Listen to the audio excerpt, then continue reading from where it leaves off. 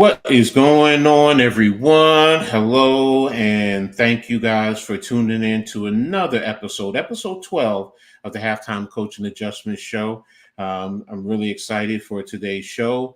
I got my brother from another Philly Halftime and our special guest, Earl Cole, with us today. So we're looking forward to a great show. Hope everyone is doing well and excited as well. So we're going to get right into this, but before we do, everyone, as usual, hit that like button on Philly Halftime, Earl Cole's, the Hardcore Sports Network, and my channel, Coach Edd Gladney's Amazing World of Sports. Make sure you hit all those channels. If you're new, subscribe and hit the notifications so you know when we post new content. And everyone, please share on all social media platforms. You do all that. It's free for you guys to do that. It helps us out immensely, but you'll also get access to great content whenever we post anything. And again, like I said, it really helps us out a lot. So, but before I do that, let me check on my brother, Philly Halftime. How are you doing? Doing good, doing good. How you That doing? How you I'm what's up? phenomenal. Thanks for asking. Earl Cole, my brother, how are you today, man? I'm doing super fantastic. I'm doing well, thank you. And this is an honor for me to be in on your show, you and Philly Halftime. So I greatly appreciate it, and thank you so much for the invite. I great. Thank you, man. So, I mean, it's an honor having you here with us. So, I know it's going to be a great show. So, let's also tap into the chat.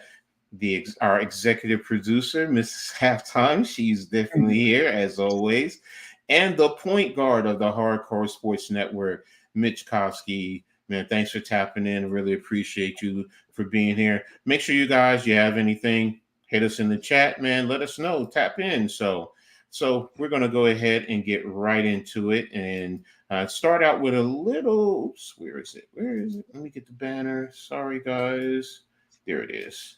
We're going to do a little Q&A with Earl Cole. So one of the things I just was thinking about before, because I have my list of questions, I wanted to ask you, Earl, because everyone comes up, in the beginning of things with, how they're going to come out with their names, so on and so forth. Why don't you just go with your name and not come up with like a wrestling style name? Because I know you're really into wrestling. Yeah, I wanted I wanted to make sure that everybody remembers my name and they Mm-hmm. remember who I am and what they could associate me with. Usually, when people hear the word Earl Cole, first of all, when people hear the word Earl Cole, they think I'm a jazz singer. And I'm not a jazz singer. I'm not a jazz singer. I'm not a jazz Okay. singer. I do like jazz. I do listen to jazz, Mm-hmm. but I'm not a jazz singer. Not by the expressive imagination. I think if I opened my mouth, everybody would leave. Anyway, no. I didn't want to come up with some phony or gimmick name or anything like that. So I just wanted to be me. I wanted to be true to Mm-hmm. me. So that's why I stick with the name. Hey, there's nothing wrong with that. There's always good to be authentic. So I get it. So in that, like you said, you create your stick, and everybody will remember you. So not a problem at all. So when did you start YouTubing? Oh, that was well, I've been on YouTube now 11 years. So Hmm. 11 years ago. Okay. I started out with just my little channel. I was a little tadpole on the Hmm. pond. And I raised my hand. I said, "Yo, I'm over here." Hmm. So Hmm. yeah, so I started out little, and then I started to grow, and then I started to grow some more, and then I got more popular and everything. So Okay. You got a question halftime to ask them? Yeah, Earl, I wanted to know. Um, one of our close friends, Jeff, right? Hmm. How did you guys meet? I know rest in peace, Jeff, but how did you guys actually meet? And was it on YouTube or did you guys know each other YouTube? Mm-hmm. Uh, um, okay. Um, Let me just go back to the beginning. I made a phone call. I made a phone call to Mitch, and at the time I didn't join Hardcore Sports. I wasn't a member of anything. I was in a wrestling group on Facebook. I wasn't doing anything. So, um, I made the phone call to Mitch, and I said, I was going through this story, and I didn't know what to do with the story, the wrestling story that broke about Vince McMahon, and I didn't know what to do with it because I didn't have a channel at the time. So, I mean, I had my own YouTube channel, but then I was on vacation, and I didn't want to go live with it or anything. So I wanted to give it to Mitch. Maybe he could do something with it. And then Mitch offered me to come on board to join the Hardcore Sports. And after that, he asked me to do Monday Night Raw. And from that point on, I did the Raw watch along. And then afterwards, Mitch came to me and he said he wanted to add, people to it. And he asked about Jeffrey. And that is how me and Jeffrey intertwined with each other. He came on Raw and he stayed ever since then. And we were inseparable. And we did Monday Night Raw every Monday night with each other, except when he had football or he had other Mm-hmm. content that he had to do. Then I did it myself. Okay, okay, definitely. Just shout out to Jeff, man. We definitely miss him, man. Was a phenomenal brother. Especially to me. I know exactly what you mean. Especially with you guys doing wrestling. We did football together, so definitely miss him. So now, in terms of wrestling, I mean, you were very passionate, about wrestling. You know, where did that passion come from? Well, yeah, again, my humble beginnings. My mom took me to my first wrestling match when I was a little kid, and it sort of like was an adrenaline rush. It sort Mm-hmm. of like was something like an escape, an outlet.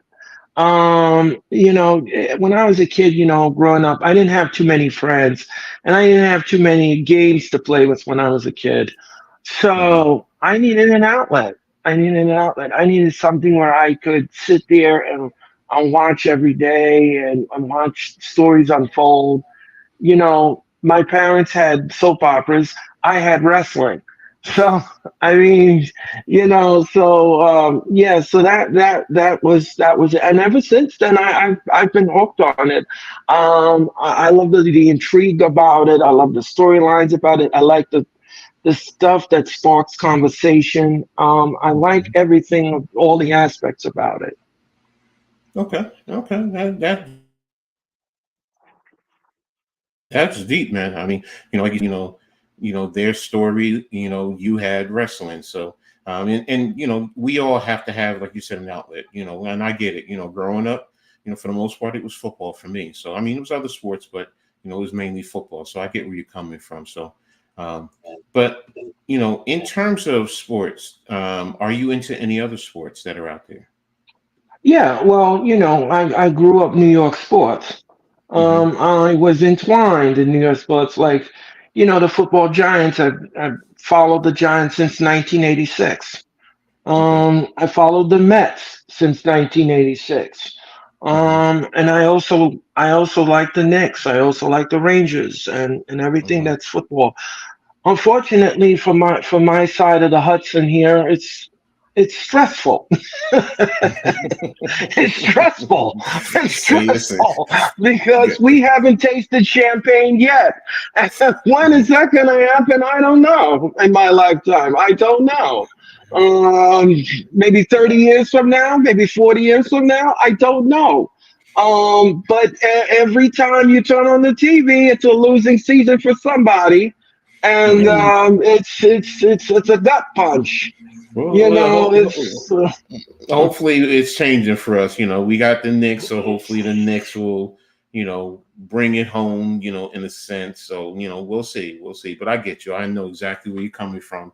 The thrill of victory and the agony of defeat. So, I'm with you there. So, you got something you had to ask him at halftime? Yeah.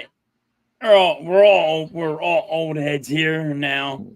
Since when you're a kid and you found out, let's say, wrestling was scripted, a lot of people went away from it back in the day. They said, "Oh, it's going to be scripted and all this," and people stopped watching.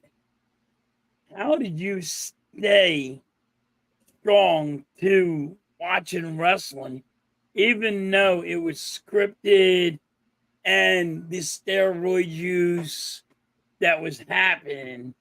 Because remember that big ordeal all over the place. How did you stick around as a fan to keep on watching and having that dedication? Because when you're a kid, you were like, a lot of people just went away from it and said, you know what, that's bullshit. Right, right. That's a great question, halftime, and I'm going to be perfectly honest with you. Everything on TV, everything you see on TV, on reality-based TV, has some kind of script element to it, or another. It has some kind of script element to it. So for me. Earl, if you tell them my sports is scripted, I'm gonna be highly mad.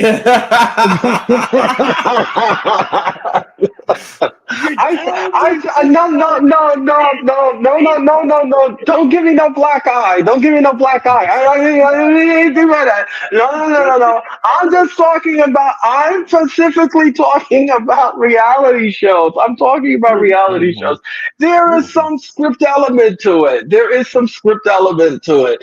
And for me, yeah, a lot of people used to whisper in my ear and they used to say, "Oh, wrestling's predetermined. Oh, it's fake." Yeah, I understand. I understand complicitly. I'm not saying it's real. Now, the moves that they do in the ring is real. That's real. But the story that they take you on has to be predetermined. So I understand. And it did not deter me from not watching it because I was still intrigued by it. I was still intrigued by what was going to happen next. It's almost like a compelling story. It's almost like a romance novel or a good book that you want to read. You want to know what comes after chapter 5 and chapter 6. Is she going to finally get the heroine? Is she finally going to get to that pay window? And that is something that drawed me into wrestling because I want to know what's going to happen. Is the heel finally going to get his upcomings and get that beat down that he deserves, the villain? And that is something that you want to know. You want to know. So every week you want to watch. So that's what it is for me. It's a desire. That passion that you want to get into and you want to entwine in. That's a great point that you made there, Earl. In terms of the correlation to reality TV, or even a movie. I mean, there's some movies, TV shows, old school TV shows. I know what happened, but you know what? I still watch it because I can still get enjoyment out of it. So, we all do. We all find it somewhere along the line. But as far as sports fit at halftime, some are scripted. Some are scripted. In football, think about it. What happens? The first series of plays, aren't they always scripted sometimes? It seems like they are. I'm going to tell you now. If I find out this shit's fixed, I'm suing everybody. No, I got you. I'm with you on that. I bet too much damn money on this shit. Yeah, exactly. Exactly. I look at wrestling like the men and women. They're stunt guys. Men and women, they're stunt people. They're just stunt people. That's what wrestling is to me. Like Well, if you're gonna go through a window, who's gonna go through the window? You know what I mean? In a movie, you see that guy go through the window. That's a wrestler. That is just a stunt guy going through a window. That's why you see wrestlers actually do movies, but they're stunt people to me. But I mean, I didn't know how you felt about it, and I didn't want to say stunt people in front of you because I might not hurt your well, feelings. hold on one second. Hold on one second. Hold on one second. I don't call wrestlers stunt people. I don't call them that halftime. They're called athletes. They're called athletes, and they take the bumps because they go to wrestling school and stuff. And they learn how to sell. That's what a It's stunt the art person of does. selling. That's what Hmm? a stunt person though does. No, a stunt person is different halftime. A stunt person in a movie, they replace the original actor in the movie, so that this way you can sell. It's almost like the Yeah, art of but they go to selling. that And that's school. They go to that school to learn how to take that bump, right, to take the fall, 50-foot right. drop, or going through a window. Okay, You, you know what I okay, mean? That's all I I got was it. trying to really knock wrestlers, but I'm just saying that's why I said it's more like stunt people because Well, they're Yeah, learning how to you they have to learn they forget the learn how to thing, take a punch. They got but to you learn how also to take have a to punch. take a punch. You have to learn how to fall. You have to learn how to fall safely, right. both of them. So yeah, Hmm. that's where the correlation to stunt actors come in with wrestling. So I get it. I get where both of you guys are going. In terms of Hmm. wrestling, you're not replacing the wrestlers with someone else to do the moves. They're doing the Right, moves. So Yes, right. most actors. I mean, you do have some actors who do their own stunts. So they've been right. trained in it, but for the most part, everyone else is, I don't want to get hurt and let someone else take the risk. So I get it.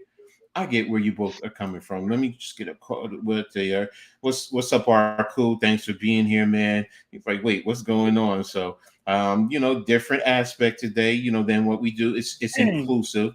We're talking with the great Earl Cole, who handles, wrestling for the Hardcore Sports Network. And just like we're passionate about, other sports, he's very passionate about wrestling. He brings a great dynamic to the network and to it, sitting back and watching. Because sometimes I'll put him on and, he's giving you a great breakdown. I don't always want to have to sit and listen to, the commentators because, he gives a better,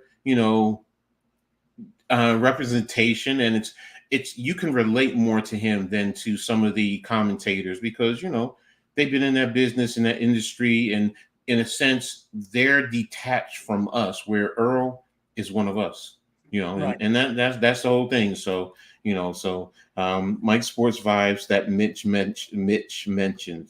Okay, I mean, that one's over my head. I'm not even going to touch it. So um the Mike Sports Vibes. So but continuing on with our Q&A. So did you ever wrestle or anything like that? No, no. I'll tell you this much. At 21 years old, I did try out for the WWE to be a ring announcer. Mm-hmm. I didn't make it. I didn't make it, but it was an experience for me. It was a great experience. And but no, I never wrestled. I never did. I just sat behind the barricade and taken all the experience, which is why my show is called the Wrestling Experience. Mm-hmm. Mm-hmm. Okay. Ultimately, with your platform, what is your content creation goals? Oh, that's a great question. That's a fabulous question. I've never been asked that before, by the way. I never asked that. My whole goal is to bring us a different perspective than everyone else out there that does Mm-hmm. wrestling content. Um, and bring it on home, and know that I'm one of you guys. I'm a fan just like you guys, Mm-hmm. and I read things, I look things up online, and I bring it all home to you in a way where it's entertaining, it's informative, and at the same time it can be funny at times. Mhm. So that's what I bring to the table. Do you ever Okay. freak out about a match? I want to know that one. Do you ever yell Uh, and freak out about a match when if you get upset about a match where you uh, freak out? Yeah, well, like there are times where I'll call a match, and one of my favorite wrestlers is getting destroyed in the match, and I'll be, I want to cuss so bad, but I don't want to just sit there and have a rant or just go off the rails, and then the whole show goes off the rails by me. Everybody's listening to me cussing. But sometimes I have to draw it back sometimes. Never draw back. Earl, never draw back. If you're going to show emotion, show emotion. Yeah, that's halftime. He loves that, the emotion, the rants. That's a part of who he is. So, um, Right. in terms of your advice to other content creators, I mean, do you have any? Yeah, well, there's three important things I always tell people. First of all, the most important thing is always be yourself. Don't Hmm. don't be something you're not. Don't be something you're not. Don't be something you're not. People will see through it like a curtain. Hmm. Don't be something you're not.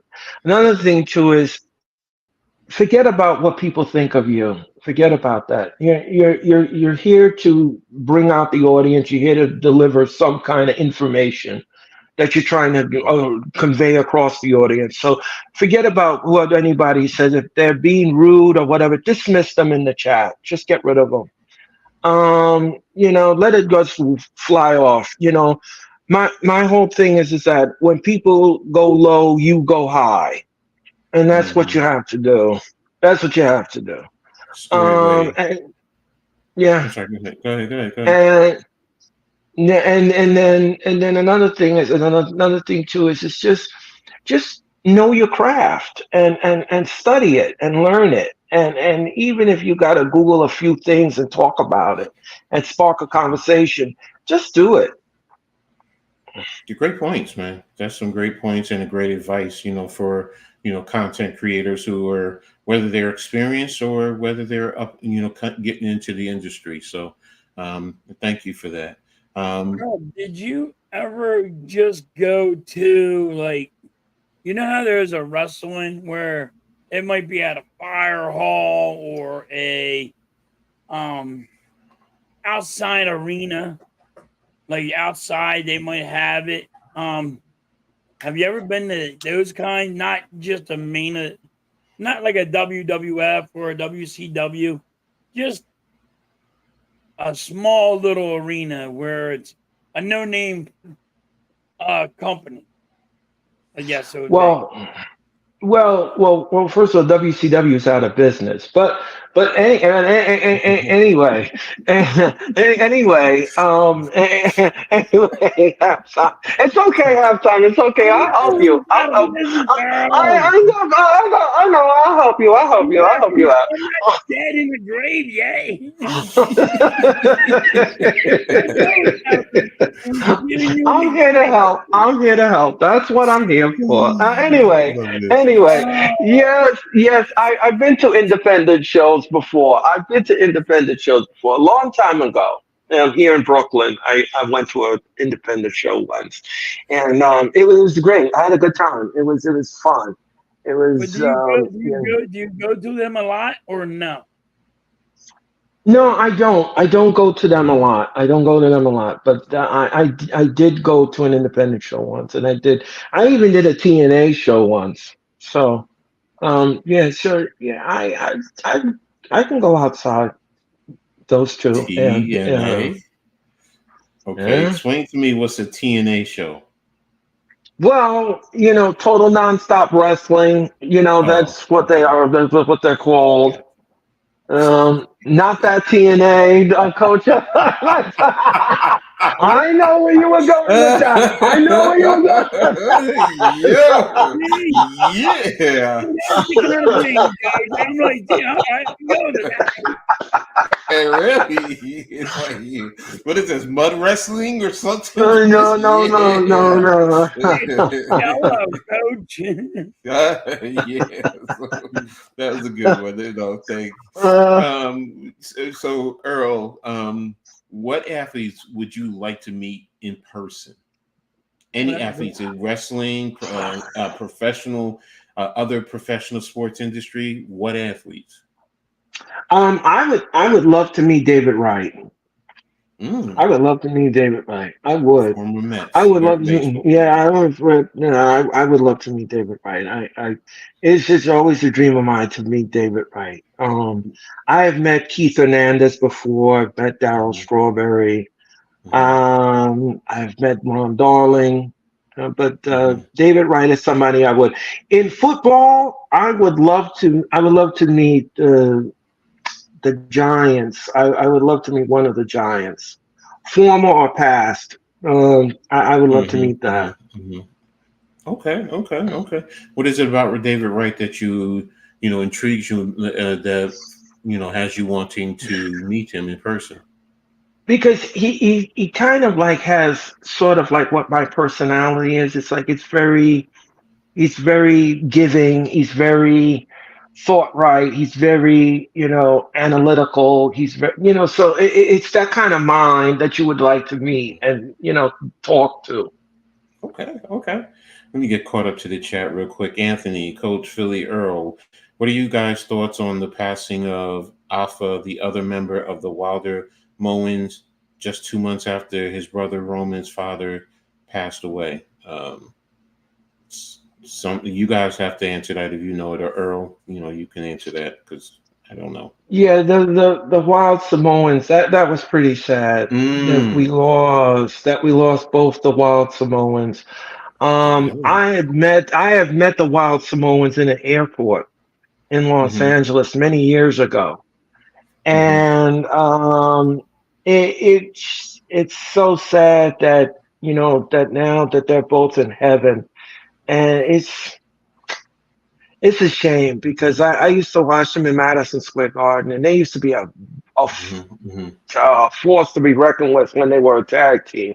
Mm-hmm. So Unfortunately for me, I yeah. mean, I'm not into wrestling like I was when I was younger. So you're telling me something new. So I remember sorry to hear watching about. them when I was younger too. They Mm-hmm. were Mm-hmm. a lot. They were one of the.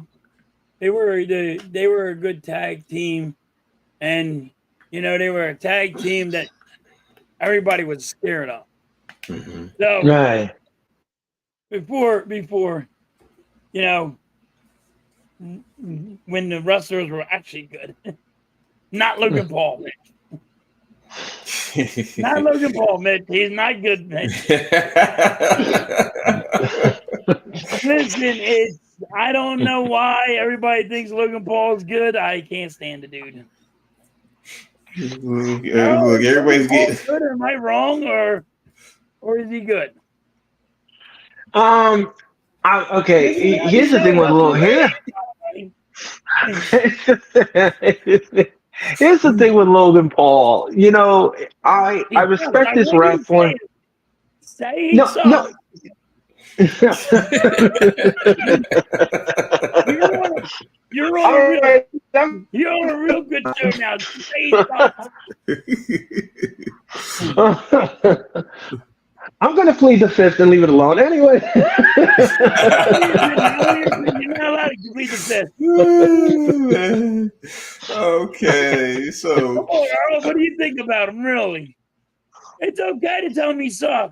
I I mean, no. Okay, here's the thing. Here's the thing. I respect his wrestling. I just don't like the nefarious means he wins a match. That's the only thing. Logan That's the Paul's only way you can win a match, misses Earl. several lawsuits over possible scams. Okay, didn't know that. What's up, Colin? Thanks for tapping in, man. I really appreciate you. So, oh wow, so Logan Paul. That's the push button. So, Yeah. who are or do you have a favorite content creator, Earl? Um, do I have a favorite content creator? Uh, well, I've watched a lot of shows over the years. And Hmm. I'm gonna say you guys. Oh, thank you. Thank I you. Appreciate that. What's don't up, know how Wesley? that came about. Yeah, well, I mean, you guys are good. But we also have some good content creators here at the Hmm. Hardcore Sports. We have some good ones. Mitch is another good person. He's a good guy. He's got his content. We have the bloodline effect on the wrestling side. We have Hmm. Hmm. we have so many good stuff. I mean, even the football show on Sunday mornings, that's my favorite also. I like when you all answer my questions and you all are so analytical and you go after each other different teams, and it's fun to see that. It's fun that you all rib on each other, and it's like, you don't like this football team, you don't like this one, you call them the cowgirls and everything else, and No, it's just I'll like sit there wrestling, and Earl. I'll You don't like the guy, call him a name. Yeah, no, it's basic trash talking, man. I get it, and yeah. that's the beauty of it. So what are your thoughts on our show in terms of? I mean, do you have any suggestion to help improve it? I mean, what? No, I don't have anything to improve upon.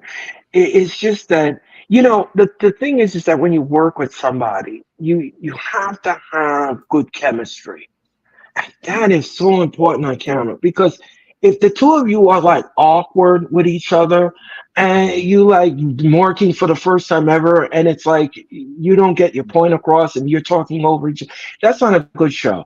That to me is a train wreck of a show, because it's not going to last. It really is not going to last. So the thing is that I can see the two of you respect one another, and you listen to each other's thoughts, and you just let halftime go on his little thing, his little rant island, and do his thing, and and vice versa, and you go back and forth, and it's entertaining to me. It's Hmm. entertaining to me. Sometimes I'll watch your show like maybe about 2 or 3 times, just to get the laugh content out of it, or get the analytical content out of it. Hmm. As long as you're entertaining Hmm. and you bring in the audience, that's what's the most important thing with all our content creators. And I always say that as long as you bring in the information and the analytics, you're my favorite in my heart. So Appreciate that, man. Thank you. And to all you up and coming content creators, you got that from the legend himself. So there you go. So all right, so we're gonna move on. Q&A is done, and we're gonna move on to your favorite topic, Earl, is wrestling. So, um, who, in terms of wrestling, who's the most impressive wrestler, male or female, you've ever watched perform? ooh, that's a great question. That's an easy one. That's the Undertaker. Hmm. You know the Undertaker. I mean, who in their right mind would not want to see an Undertaker match?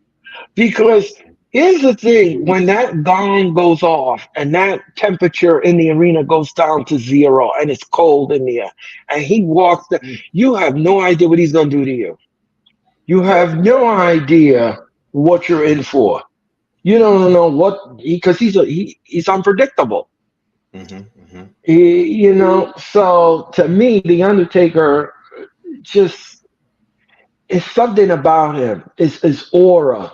It's just Hmm. something that draws you in. Okay, I mean that's a good one. I mean, when you're watching him, I mean, what type of effect does his wrestling have on you specifically while you're watching it? Does it, get you to want to jump up and go outside and wrestling? Like me as a kid back in the day, used to watch the Kung Fu Clicks every Saturday morning. Then you want to run outside with your friends and jumping and doing the kick. I mean, does he do that, or what is it what type of effect does he have on you when you're watching him wrestle? It's just awe-inspiring. because you have a guy that's so tall, and it's like he's got to be at least six something, and he could move like that. It's like I was like, how do you do that every time? How do you do that? How do you move like a gazelle? And how do you move so swiftly in the ring and quick? So yeah. Good point. Good point. I mean, I remember the first time I saw him, and it was him coming in in a hurt. I mean, in the coffin. And I'm sitting there like, what the heck is this? As a youngster, I'm like, what the heck is this? What's going on? Did someone die? Because at first you're thinking, did someone die back there, or they, and it's like, and then they open the coffin, and then he sits up, and and then your eyes open. You're like, for the first time, you're like, oh, so I get it. Yeah. And, you talked about the adrenaline rush earlier, and there's a certain level of electricity that runs through your body, so, and then the athletic aspect. Yeah. Climbing over the top rope, even though he's pulling the top rope down a little bit, just a little bit, making sure you don't hit the man regions. We all know about that part, but, still to step over the top rope. I mean, that shows how tall of a person he is. So, and then like you said, I remember him on the ropes, not standing in the corner, but remember he's holding the person, and then he walks down you're looking like, and you're like, don't fall off the rope, but you're still intrigued and you're captivated. Like, so how's he doing it? Yeah. Mm-hmm. How's he holding that balance as he's almost 300 pounds trying to walk that rope? It takes a little bit of talent. Exactly. Didn't Andre the Giant Earl used to do that in the beginning of his career? He never walked on the ropes. He never walked on the ropes. He would pull the rope down and step over it. No. When he was younger, Coach, I think he stepped on it. He would always go up top, and he would do some like major jumps. Nobody really knew this about Andre the Giant, though. When he was younger. Giant or Jimmy Superfly Snuka? No, Andre the Giant. I don't remember Andre doing that. And then he went into that growth spurt. But I mean, like, he was younger. He used to, right? I don't know. I don't know if he walked the rope. I know he would jump off the top of the rope. But that was before he was 300 pounds, and then he got way bigger because he'd been in a pain. Mm-hmm. Hold on, I'm trying to look it up now. So you got me intrigued. Andre the Giant and Big John Studd was a good match. Mm-hmm. Didn't you think that was a good one, Earl? Oh yeah, I mean, I'll never forget the time sitting in Madison Square Garden, and they had the $10,000 body slam challenge, and Bobby Heenan was John Studd's manager, and Andre the Giant in the match, he body slammed him, and he won the match, and he took the bag of money, and he started to throw it into the Madison Square Garden audience, tens of thousands of dollars. Of course, we all knew it was fake money; it wasn't real. But I mean, it was, he was taking the thing and he was tossing it in the on, and Heenan was just running. It was hysterical. It was so funny. Heenan was trying to clean it up and get it away from the audience and take it out of the hand. It was something. It was something. It was one of those moments you'll never forget. Yeah, I remember Andre the Giant when he was younger. Yeah, he would jump off the top rope. But that's a nice hat, Earl. Yeah, so I remember that when he was younger. I remember that. Mm-hmm. I remember watching that. I'm looking at him. He jumped in 1983. He jumped off the top of the steel cage. Yeah, Andre the Giant did. Yeah. Well, the top rope. So yeah, you're right. He did. It was 1983. He used to jump off the top rope when he was younger. But So yeah, I don't 80. know if he walked the rope, but I remember Andre the Giant when he was, but he was only 300. He was only 200 and some odd pounds. He was physique. He wasn't 500 pounds doing it. No, you're right because I'm looking at Right. him right now. He wasn't as big as when No, no, later no. in He life. was Yeah, skinny. He was young Right. still. yeah, He was very athletic. What a lot yeah. of people don't know about Andre the Giant is he was very athletic. So hey, you just learned. You just taught me something. So I don't because I this is when I was in high school. So and I don't remember, Right. but it's like oh okay, okay. Yeah, but he was very athletic. I also like Andre the Giant used to do a lot of stuff that a lot of people don't know. Right. Mm-hmm. I see. They Andrew always Johnson. just see a 500-pound man and they thought, oh, he can't move and all, but he would let people do whatever they want, and he would Mm-hmm. he would show them. Like Hulk Hogan really couldn't pick up Andre the Giant. Andre the Giant said, all right, you're gonna pick me up. I'm going Mm-hmm. to help you. I Mm-hmm. mean, Right. like you're not picking up the Big Show. You're not gonna pick up Yokozuna. There ain't no Right. guy picking that man up. Mm. Somebody's Right. gonna help them pick him up. Like, I mean, Mm-hmm. Mm-hmm. but people have to understand that part. Like that other guy's helping them. Exactly. That's the beauty of wrestling. Like Sometimes. that's the dance. Mm-hmm. Like Earl said, that's Exactly. the dance. So Earl, there's one thing about you that many people, um, some people may not know, and unless you're a real, true, deep fan, you have a saying or sayings, your Earlisms.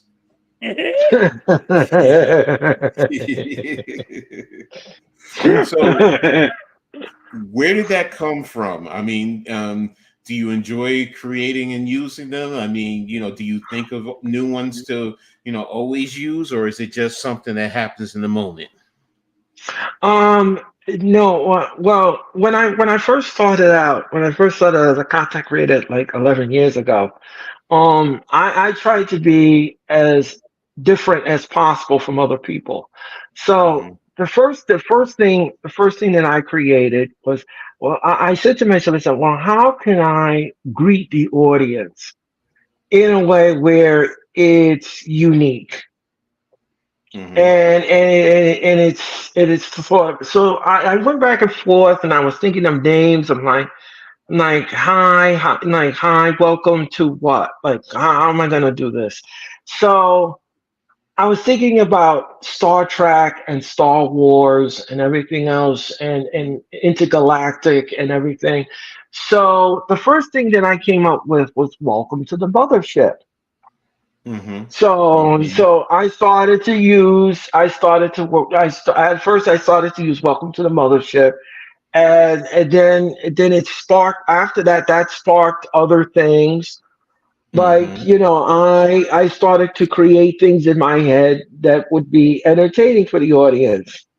Like for example, when I'm calling a match, instead of saying, "Oh, he's beating the bricks off of that boy and he's ragtagging that boy," I come up with, "He is beating the stew. He is beating the stew."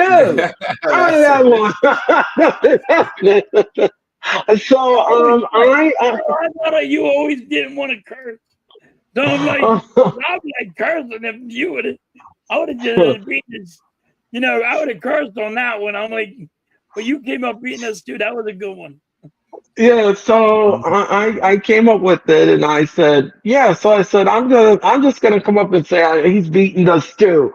And then it sparked other things like Mm-hmm. there's a beat down in the corner, get him out of the corner, and it was all kinds of things. And then when they did those random nut shots, yeah, this is still.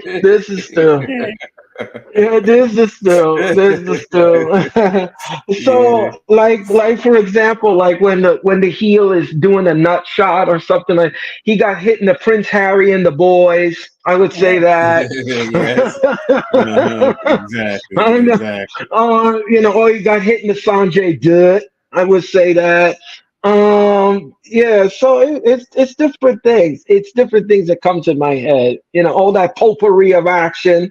I used to say it. Mhm, Now I'm saying that. mhm, Now it's a new one. mhm. So yeah. What's up, Charles? Thanks for tapping in. I appreciate it. Uh, Yeah, that stew did look delicious, right? Mm. But but I like entertaining the audience because they like it. They expect me to do it, and Mhm. it's synonymous with what I do. So, All right. Give us three wrestlers, dead or alive, you would love to sit down and have dinner with. let's see. One would be Triple H. Okay, Triple H. Okay. Mick Foley. Mm. I remember Mick Foley, yeah. Yeah, Mick Foley, and Also known Jim as Ross.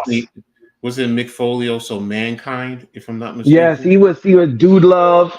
He was Dude three Love, yeah. different things. Yeah. Yeah. Okay. And who's the last one? I'm sorry. And Jim Ross. Oh, I okay. love The to. announcer, Yeah. yeah. Yeah. Okay. Okay.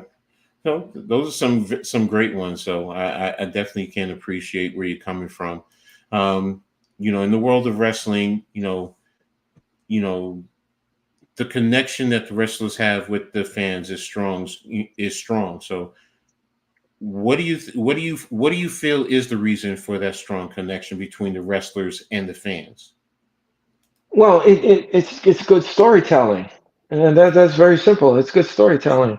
You gotta have, yeah. Listen, don't You forget the don't Errol says don't forget the Miz. I mean Mitch says don't uh, forget the Miz, Errol. leave it alone, Mitch. Leave it alone. Wasn't Leave it the Miz alone. on MTV? What was that? Yes, the real world. Yeah, right. Oh Real yes, I forgot Yeah. about that. Yeah. Yeah, and that's where you should have stayed. But anyway, World. That's right. Hold on, wait a minute. Hold on.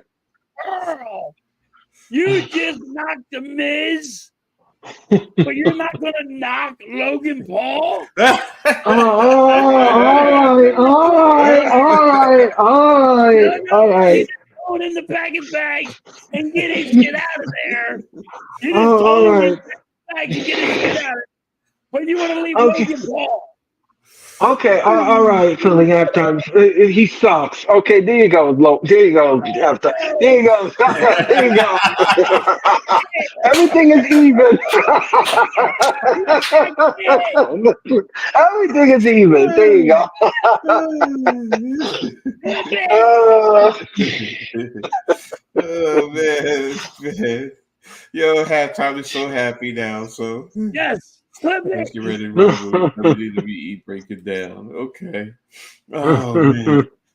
All right. We're talking about the connection to the fans with the wrestlers. Why do you feel it's yes. so strong? Yeah, well, like I said, it's good storytelling. It's good, compelling storytelling and must see TV. Hmm. I think that's what draws the audience in. If you have a good storyline in wrestling and you can take the audience on a good journey, I Hmm. think that speaks volumes. It's almost like your favorite teams in sports. Hmm. You want to see them go to that playoffs. You want to be intrigued. You want to see if they're going to make it to the second round. So you want to see. You want to turn on that TV or you want to turn on the internet and see exactly what's happening. So Hmm. yeah, that's what it is. It's a journey. Do you feel that the connection is genuine between between both sides? Excuse me. Um, yeah, I think that most fans like a storyline. I think both have like a storyline, and they know there are wrestling fans out there that know their stuff, and they know what they like and they know what they don't like. But then there are other fans that don't know what they like and don't know what they want, and are always nitpicking at everything instead of looking at the entire picture, the overall picture. And that frustrates me to no end with some fans. Not all fans, but some fans. Do you feel the wrestler's connection to the fans is also genuine? I would hope so. I would think so. I mean, when you go to those autograph signings and you meet the wrestlers, and they have their people have their favorites that they want to go online for and see. I'll give you an example. At WrestleMania, Ric Flair, people Hmm. were lining up to see Ric Flair. Even though he was drunk and he was drinking his daddy juice and everything, that Ric Flair, Ric Flair's gotta have, be Ric Flair. So yeah. How many beers he could put away? Okay. Must be Steve, Stone Cold Steve Austin. Um, what would, if you were a wrestler, what would your wrestling name be? Well, that's a good one. That's a good one. I would say the BK Bomber. Mm. Right? Okay. Would you be a heel, or do you think that you would be one of the good characters? No, I would like to try that heel persona. Mm. Everybody wants to be heel some way or another. So, And um, Mm. um, now with some wrestlers, they, we talked about it earlier, they transition into acting. Do you feel performing on the wrestling stage helps contributes into their ability to transition into the acting field? Oh, absolutely. Because when you are an actor or an actress, you have to look, you have to appeal on camera. You have to Hmm. appeal, and you have to know how to do your lines and everything. You have to know how to do that very well. And when you cut a promo, now there are some wrestlers that can't cut a promo to say worth a damn. But or they can't sell worth a damn, Charlotte Flair. But anyway, anyway, Flair, the Miz.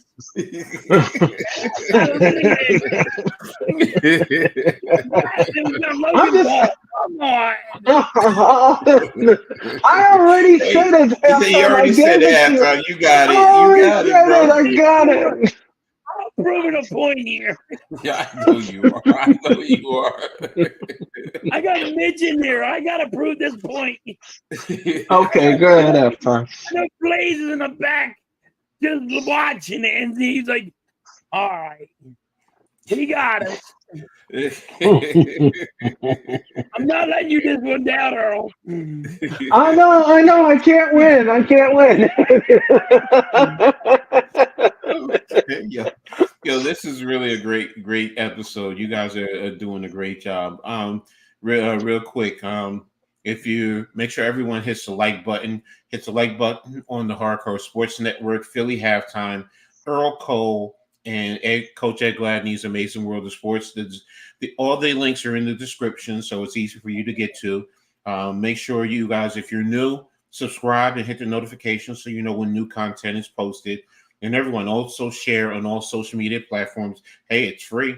It helps us out immensely. And this way, we can continue to grow and bring you some great content. So, and we thank you all for, contributing and helping us along the way. On some halftime, I met Blaze today. He will show a photo of us. Okay, what's up, Chad? Thanks for being Good, here. Chad. That's cool, Chad, that you That finally got to meet you are him. that the queen. You are dissing Earl. Okay.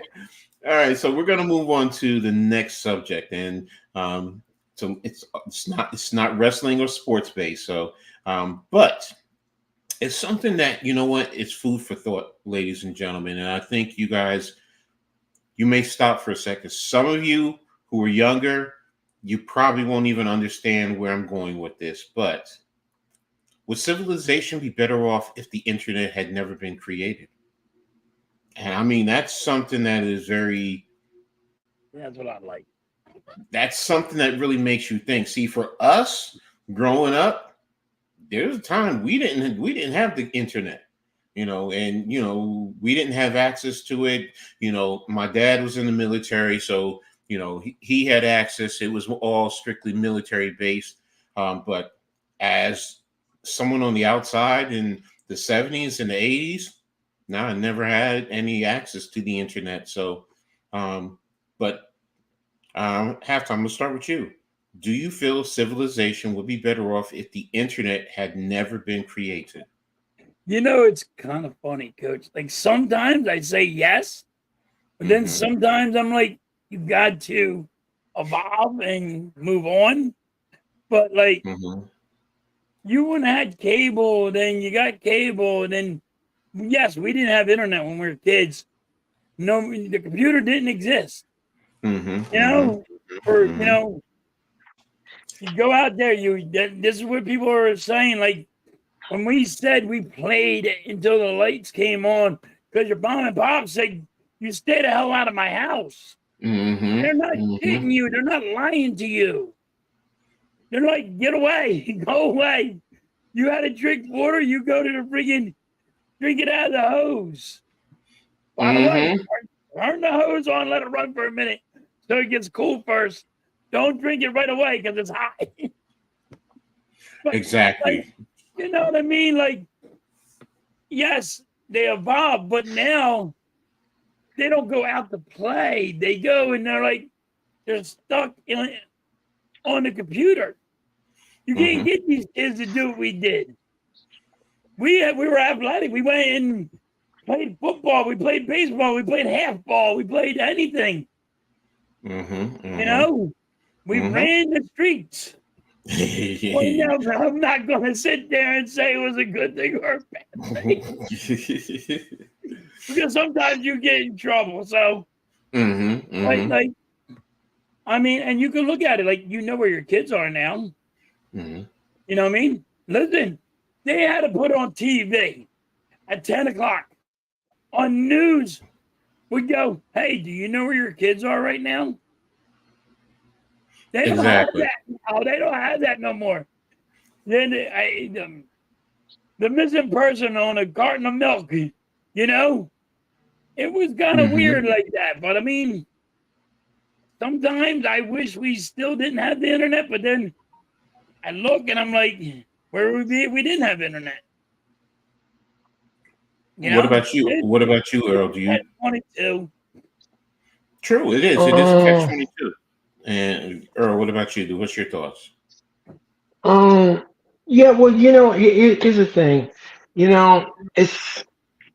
It's a damned if you do and a damned if you don't kind of a thing with the internet and what's going on in the world.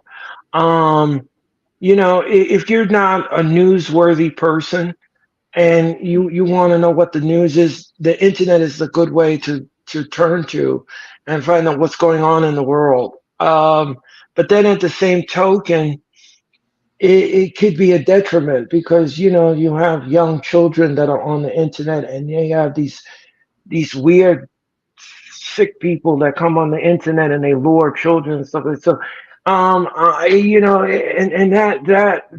that's the most dangerous thing when it comes to kids. Now, I don't have any kids myself, but what I'm saying is that you have to monitor everything your child is doing into those chats. Because you don't know who you're talking to. You could be chatting with a 12-year-old. You could be chatting with a 15-year-old. You don't know who you're chatting with. Because a lot of times people will tell you, "Oh, I'm this age," but they're not really that age. They're much younger than what you think they are. So it's like a double-edged sword when it comes to the internet. Because there are people that could be nice on the internet. You could meet people on the internet, and then you can have people that are nasty. And they could be downright mean, especially on Twitter. Some people on Twitter can be very vicious. And they want to do personal attacks. So Okay. And you guys made some great arguments, some great points. And, in terms of kids being physically active, the dangers associated with it. I mean, but think about so much that happens nowadays with the internet. Um, People work from home. So it gives you a little bit yes, more, you don't have to get out and, get up and get dressed. Hey, as long as your top part is clear, you could be in your Yep. pajamas down low. You can put on a fake jacket and a tie, or a clip-on tie. But once your camera's off, pop, pop, there you go. You're not driving to and from work. You're instantly going, doing other things, shopping, paying your bills. Um, Here's an education. People are now getting their degrees through the internet. So Yep. you're yep, right. There is the double-edged sword. So would civilization be better off? I'm going to say no. What I'm going to say, it's how people use the internet. That is where it yes, takes it. But the internet really is supposed to be an interconnection of computers in different locations, as opposed to you're in a work environment and everybody's right then and there. But now you're in Brooklyn. I'm here in Jersey, North Jersey. Halftime is in South Jersey. This is the Yep. internet. We're interconnected. Everyone in the chat is different places, but we're here socializing. So it's how people use it that's the concern, in terms of everything that you guys we're talking about. Because, as I was my next question, what type of effect would no internet have on how we do things? Just like I just said, going shopping. I'm for those who don't know, I'm disabled. A lot of my shopping I do on the internet, having Amazon, come here or bring my groceries here, because it helps me. Because now as a disabled person, and these are things that most people don't think about, and the impact that it would have without the internet, because people who are shut in would be so much more cut off from the world, as opposed to having this medium. How people use it, though, that is the question. So for me, would civilization be better off without it? No. But now, just to be less active, yes. Halftime was right, in terms of the kids. Kids are on the computers all day long. TJ made a great point, in terms of everyone would not be on their phones and tablets and TVs and other stuff, which is true. How many times you could be out there walking and people bump into each other because what? They're like this. They're not paying Right. attention to where they're going. right, People right. drive, and you know what? Let's be real, texting and driving, which is now against the law. But um, it's a catch 22, and again, it's how you use it, how people. Yes, it is it's contributing to raising the next generation, but now again, it's how people utilize it in their lives. Good parents, they will use that as a tool, but then you know what? No, you're on it too much. Let's put your phones down. Let's sit down to dinner, have a conversation, and act accordingly. I know plenty of parents who do that. You know, my sister, for example, with my nephews growing up, they used to love their Nintendos and things of that nature. And she'd always say, "You got an hour after you do your homework and everything, do your chores. You only have an hour. That's it. You have an hour for that or TV." So it's how you, as adults in the household, allow your children to be raised through it. You know, I was never a big proponent of, allowing my children to stay on the computer, use it for what it's for, and then you give them a certain privilege time. So, because I grew up in an era, I'd have to go to the library to do research. Halftime, I think Earl, you can relate. Now it's right here. We have a Yeah. we have we and here's a foreign word to some of the younger generation: encyclopedia. Yeah. They don't know what that is. They don't understand about that. You know, in an actual physical dictionary or a thesaurus. But then Yep. again, you have your computer, which is through the internet, which allows you to have that. So it's you're right when you said at halftime. It's a catch-22, Earl. It's a double-edged sword. You're right. You're so right, because then there are the risks, like you were saying, people coming in. I was talking about paying bills. You have hackers who hack into all the the databases. They hack into the federal government. Yep. How many times have we heard that? Or a hacker got into whatever big corporation and they had to shut it down because they got a virus or whatever the case may be. So it's a double edge, but if it's used right, it's a great tool. You had something to say, halftime? So yeah. So even to let you know, my kid goes on the internet. Like, he amazes me. Like, I'm like, he'll come up and say shit to me. I'm like, how do you know that? He goes, the internet. He goes, I'm on the internet all the time, Dad. I'm like, and it's like, all right. Like, when I was your age, I didn't know that shit because we had to go. We didn't have the internet. We went outside and played. We didn't really go. Let's be honest. We didn't really go hang out at libraries and bring. All right, let's go study. Okay, because there were some people, some good people, some girlfriends. You would go to the library to hang out and go in the back corner. Yes. We just pulled them away from the book. Yes. A little smoochy woochy. Exactly. Yeah. Smoochy woochy. All you need is a little bit of me. That's what it was. Yeah, no, I know. But even like my son amazes me. My daughter amazes me. Watching them on the internet, I'm like, how are they doing this? I couldn't do this at their age. I know I couldn't. I'm like, but then again, the internet wasn't as fast. Like, one click of the button, it goes bloop.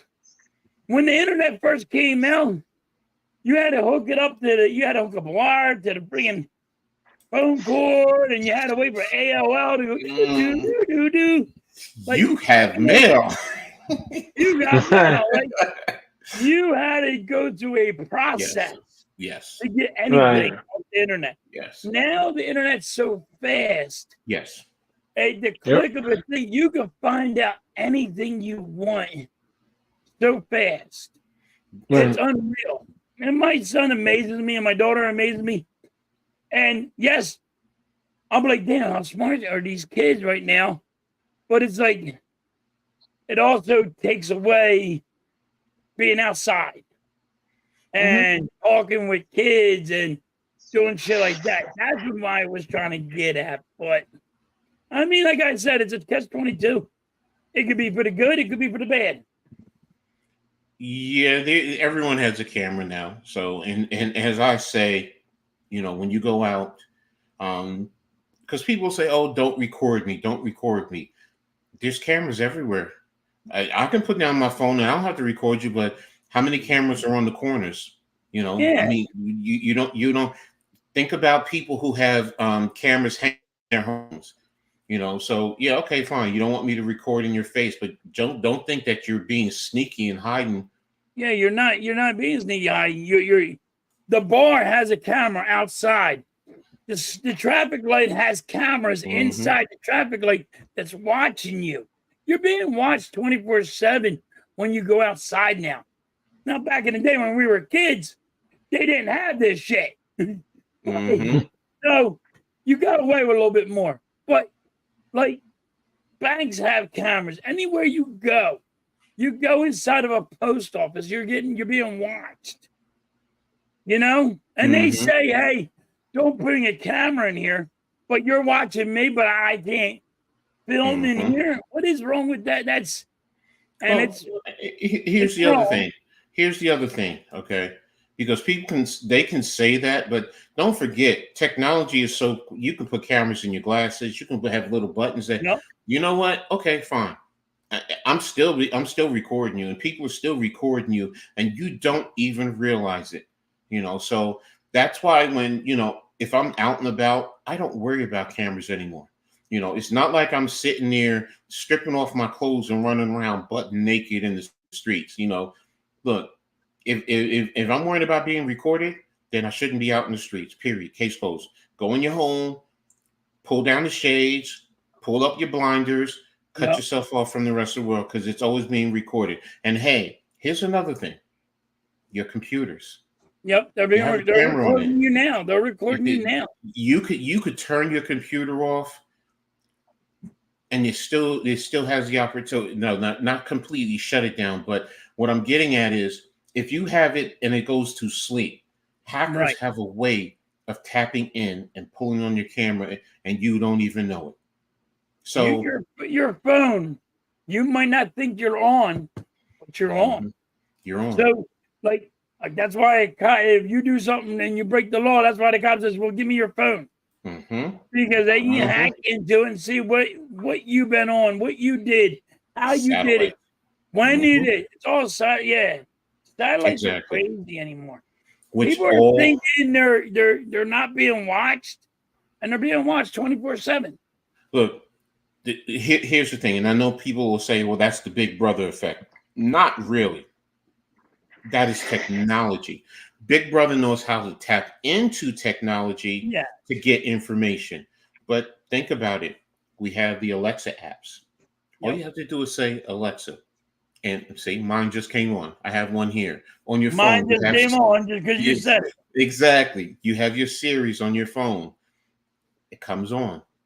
So they're listening to you.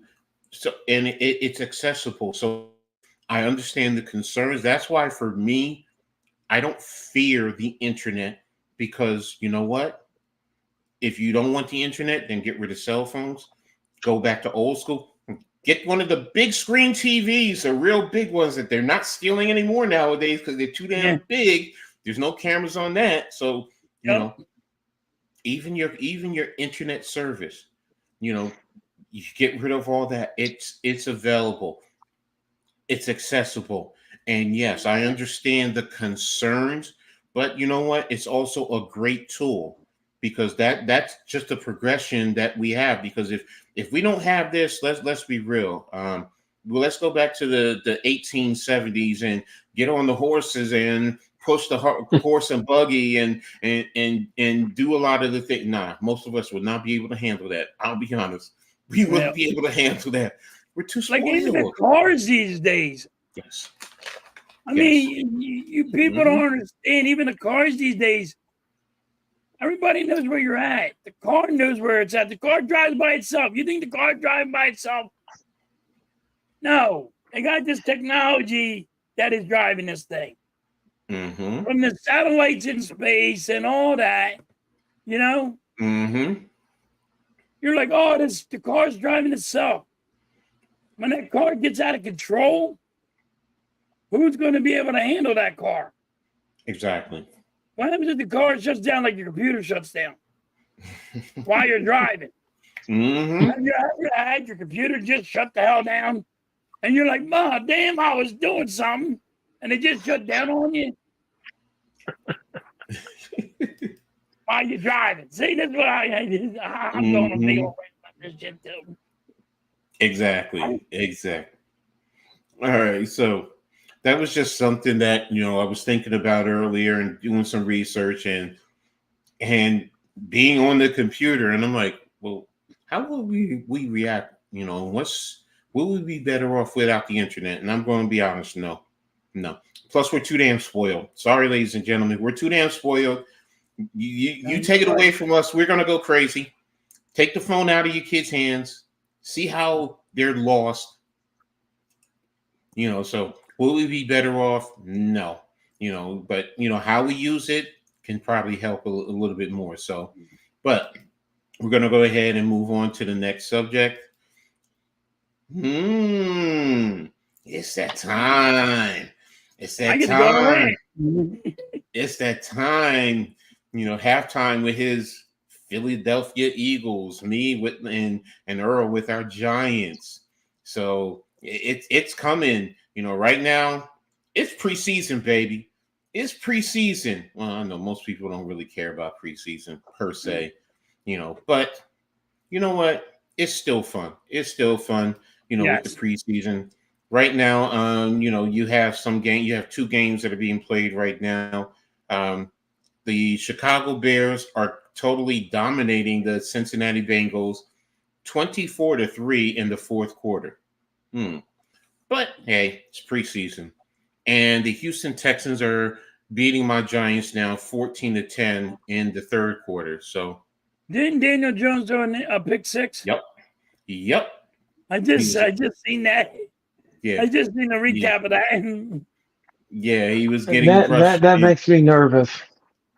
Yeah, I know. I know. A lot of Giants fans, there's already people who were, going crazy. And I'm like this. It's preseason, man. It was his first Listen, action. at least you are seeing your offensive line, your starters play. I haven't got to see my starters play. That's going to be challenging, but you probably have to go through it next week. So, So that's what and, I wanted to ask you, Coach, on it. But what? I do have a question about my Go how ahead. you, because you're a coach, right? And now it's preseason. Mm-hmm. All right, you're going to go against a team. You have a new offensive coordinator, a new defensive coordinator. You got a new running back, right? You have a new center. You have new weapons, all on offense. And you don't actually play any games, not even for a quarter to see what kind of rhythm or anything happens. Don't you need to see that? You would think so, but it depends on who the team is. Because if you have a very veteran laden team, and now here's the thing: in today's game, they do things. Don't forget the dual practices. A lot of times, a dual practice, you'll ramp it up to almost a game type atmosphere. Just keep off the quarterback. Really, that's really what it boils down to. Stay off the quarterback. But you're still getting the action and you're still working. And on top of this, a lot of times you're doing it over 2 days, where a football game is just one game.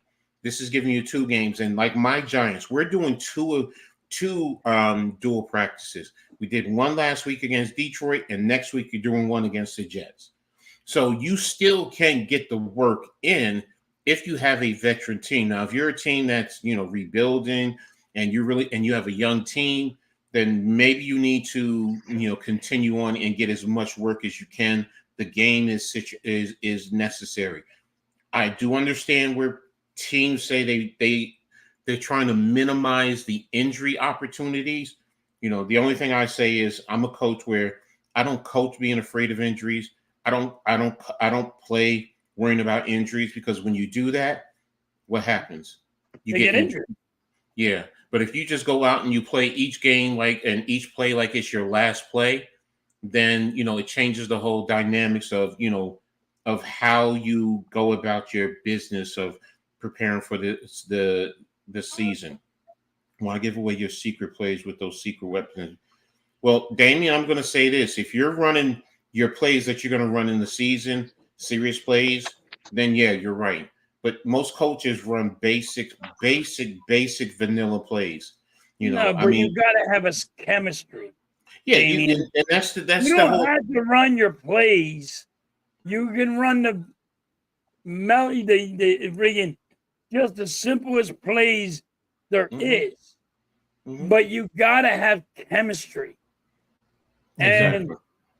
And having a new offensive coordinator, a new defensive coordinator, the Eagles will start their starters because of the chemistry, but Nick Sirianni don't want to, because he blames the rain. And well, it's gonna rain. You can't stop the weather. It's gonna rain. Right. Don't be scared of being hurt. Exactly. And because here's the thing that I always say with football, okay? And I've always told players this, from the get-go. When you come in, don't worry about injuries. playing football is 100% injury. You're guaranteed 100% to get injured. You're going to get. I don't care if it's a little bump and your little ache and little pain from playing the game. You're still going to get injured, and you're going to get. You're going to face injuries. Are you hurting or are you injured? Is this a severe injury? Then do we have to go through surgery and so on and so forth? Then we have to ramp it up. That's different. But sometimes you're just hurting. And I'm like, don't be afraid. Just go out and play. I'm hurt the whole time. I'm hurt 24/7. So get out there. Yeah, but Exactly. there's a lot of teams though. There are a lot of teams like in the NFL and of course in other sports like Major League Baseball. The minute somebody gets injured on the team, it's like a death sentence to the team because now everybody's like demoralized and it's Mhm. like okay, we're not going to perform at this level because our star player is injured. So let's just pull back and we'll just settle for less and then that to me is not the correct way of bringing the forefront here.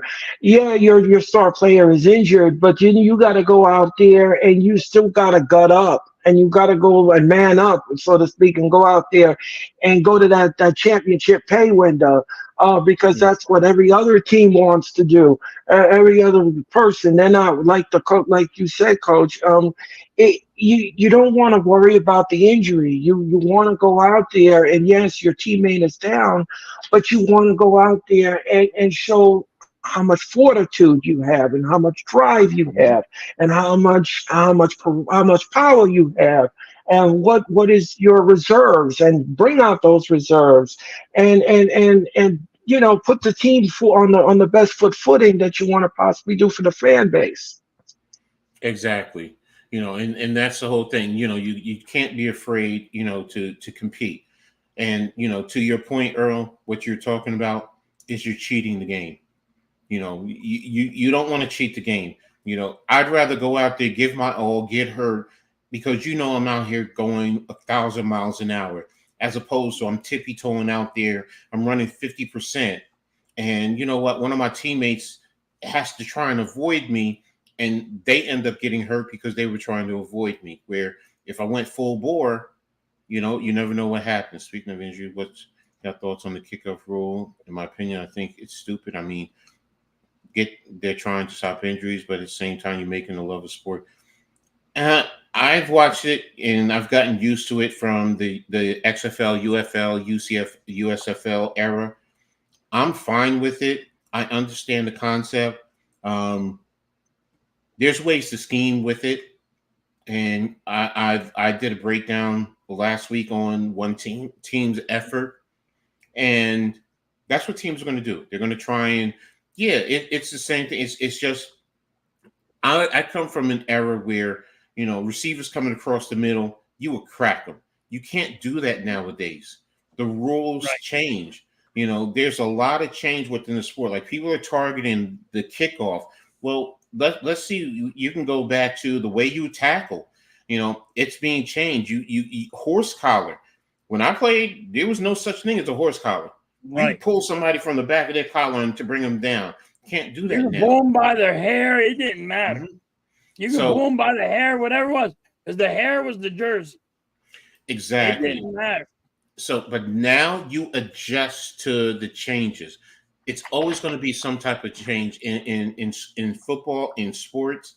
I get it. You don't like it. There's a lot of things that I don't like. I don't like the way they've taken out the level of physicality in some regards. But in the same token, I understand the intent. You don't want to see guys who walk away from the game dealing with severe spinal injuries. I deal with spinal injuries right now because of Right. my playing days. Now would I change it? No, I'd go back and do the same damn thing. I wouldn't change it. But that's me. But I also understand the intent. What you're trying to take away, and I mean, so what you're trying to improve. And it's just like with the rules with the quarterback, how you can't hit the quarterback. You know, you can't split line the quarterback nowadays the way I used to be able to when I played in the 80s and in the 90s. You can't do that now. Different Yes. time, different era. Same thing with the kickoff. And ladies and gentlemen, the biggest issue was because they're worrying about concussions. And when the NFL got sued, Mhm. that Yep. changed everything. If they never got sued, or if they never lost the suit, Yes. football would still be pretty much the same way.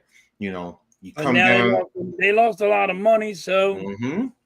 they're going What to do say, you all right, we got to do it this way now. exactly? But, Damien, on that, the only thing I don't like about the the kickoff is, like I was telling, me and Coach talked about Mhm. it, it's the return for the touchdown. You're not going to get those returns for touchdowns no more. They took that out of the game. I feel. Coach says no, but we're going to find out if anybody has. Bro, didn't they score a touchdown last week on a kickoff return? I'm just saying.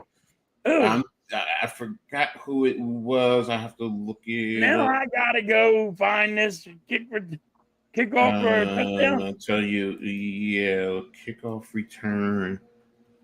I forgot who it was, but yeah, it was last week. Yeah, but this is preseason. I know it's preseason, but the point of the matter is, it's still a return for a touchdown. That's the guy that guy just lost his job. They couldn't tackle him. That guy just lost his job. It's not only about that. It's No, how he you. lost his job, Coach. You know No, it. what I'm saying is, it His job. depends on the scheme. It's just like if you get a running back who breaks free for a long touchdown, if you block it right, they might not have it. You might not have had anybody miss a tackle. They just would have been blocked. So let me see. I gotta find that one out. I gotta look at that. It was Nixon had a night. I think it was last week with the Packers.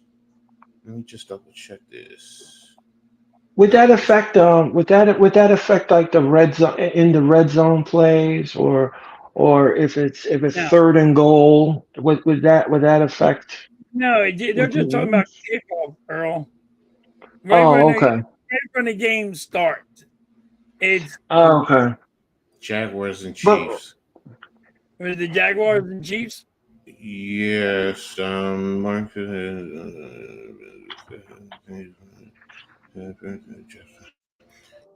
Jacksonville's Parker Washington returned the longest return under the NFL rule. It was 73 yards. Oh, it set up an early touchdown. I'm sorry. It was a long return for 73 yards. Still, you had a long return. So, and that's the point I'm getting at. Get no touchdowns out of this. I still think you're going to get touchdowns. but who does it? But who does this new rule benefit though? Does it benefit the other team, or does it benefit the home team? It don't benefit nobody. Earl. I disagree. No. I disagree. And what it does is it creates the opportunity. Like I said, it's first and foremost, this is new. So everyone is trying to figure it out. Once you develop the scheme on how to block and open, because here's the thing. With the rule, the coverage team is sitting right there in one straight line across. Okay. And that's the thing. And then you have the return team who has their players pretty much lined up there, or at least certain ones, and you have two players Straight back. Yeah. And then you got a couple guys in the back. If you block it right, and that returner gets into the alley that you open for him, he only has a kicker to worry about. Yes. And that's what I'm getting at. The old way, you could stagger your coverage. That's what most people, the average fan doesn't pay attention to that. There were staggers that you would get. There were certain people that you would call safety. They didn't come all the way down.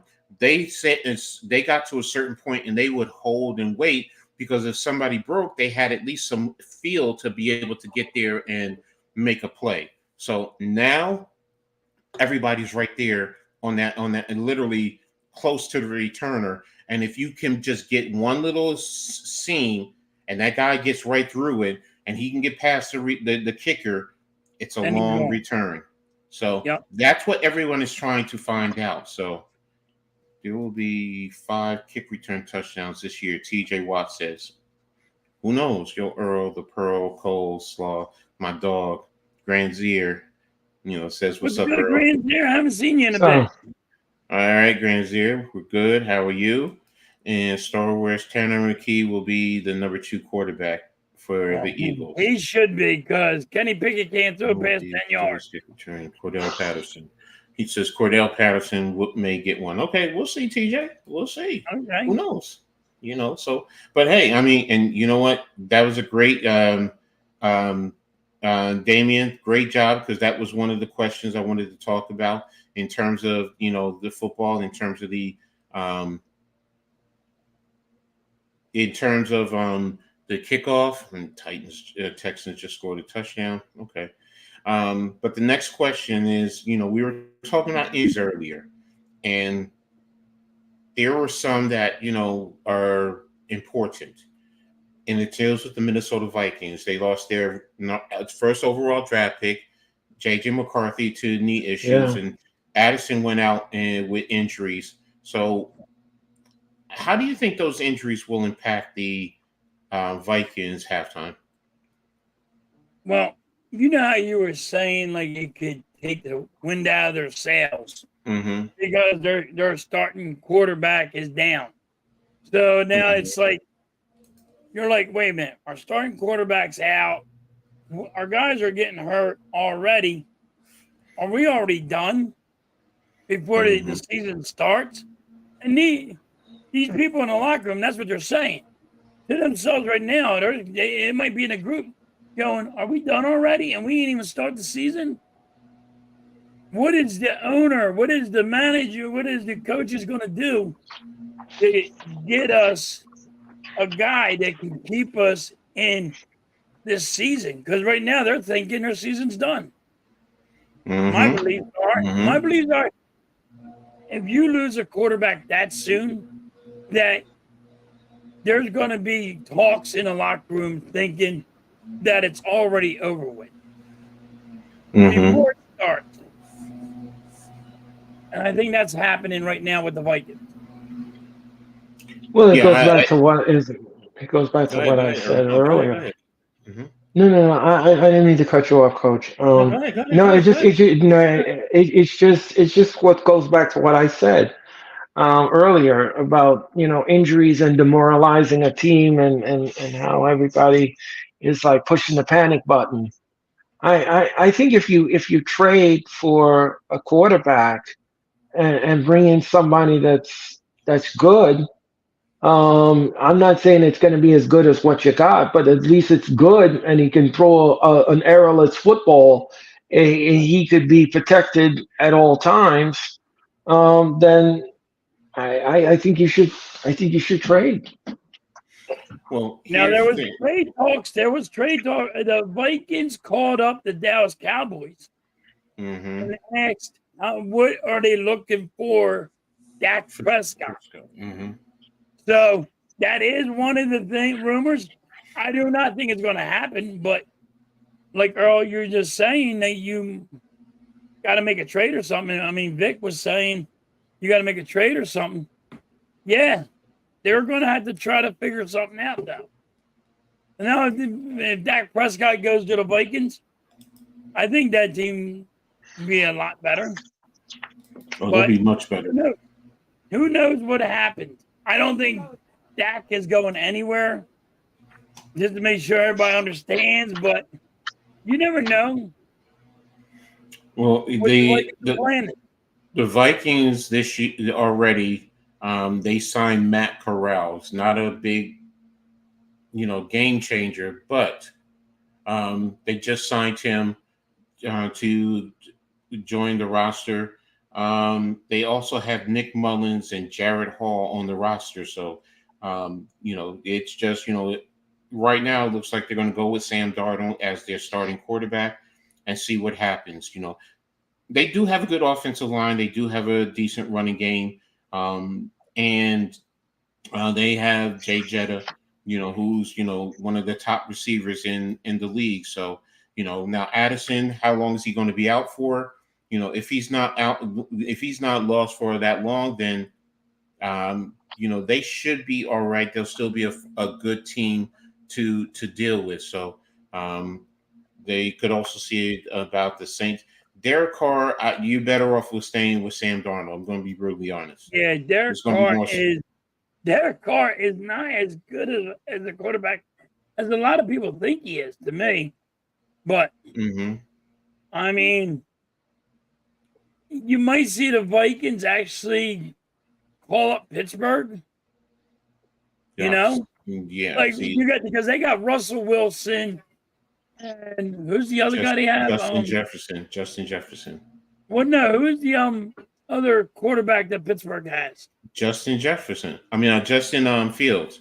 I said Justin Fields. Well, you think Justin Jefferson? He's a wide receiver. I'm like, yeah, no, yeah, but they got Justin Fields. So could the Vikings call Pittsburgh and go for Justin Fields? That's a possibility. I mean, it's a possibility. As far as Kaepernick is done in the NFL. Yes, he'll never go in the NFL. He's sued the NFL. He's not going to be in the NFL. First and foremost, he's 38 years old. He hasn't played in how many years? So even if you want to take a lot of the the political aspect out of the equation, he hasn't played. So his body is not ready for it. So I understand he's shown videos where he's thrown the ball around a little bit here and there, but he's not ready to play in the game right now, physically as well as mentally. So no, I don't think it would be a good move for him or for the Vikings to give him a call. So that's how I see it. He's if you were talking about the year after, then I could say, yeah, I could understand that. But now, no, he's done. He's done. Let me ask you guys. Let me ask you guys something. What do you think would be a good quarterback for the Vikings? Like who would that person be to gel well with the rest of the team? And would the chemistry be there? That's a big question. Right now, if you're talking about based on the availability of quarterbacks, you're probably better off with Sam Darnold unless you're going to get Russell Wilson, because I can't see the Steelers moving on from. I can't see the Steelers moving on from Justin Fields right now. He's still a young quarterback. If you see that you have the opportunity to develop him, fine. Now, if you feel that he's no good, he's not going to help you, then you could trade him to try and see if Minnesota would want him. Justin Fields that good of a quarterback. Yeah, Zach Wilson to the Vikings. I think Wilson is solidified in Denver from everything I've heard. But Zach Wilson is not that good of a quarterback either. You might as well stay where they might as well stay where they're at if you're going to go get Zach Wilson. Exactly. I don't think Justin Fields is that good of a quarterback. I don't know what a lot of people seeing the kid, but I did that he can run. But it is being a quarterback. It's reading the defense. It is got a lot of more than just he can run. It's more than he can just, he's going to bring it down and he's going to run. He has to do more than that. I don't think Justin Fields is that quarterback. He didn't show it in Chicago. And I don't think he'll be, if he was a starting quarterback for the Vikings, I don't think he would be that good either. I think it's a matter of coaching. Did he receive the right type of coaching in Chicago?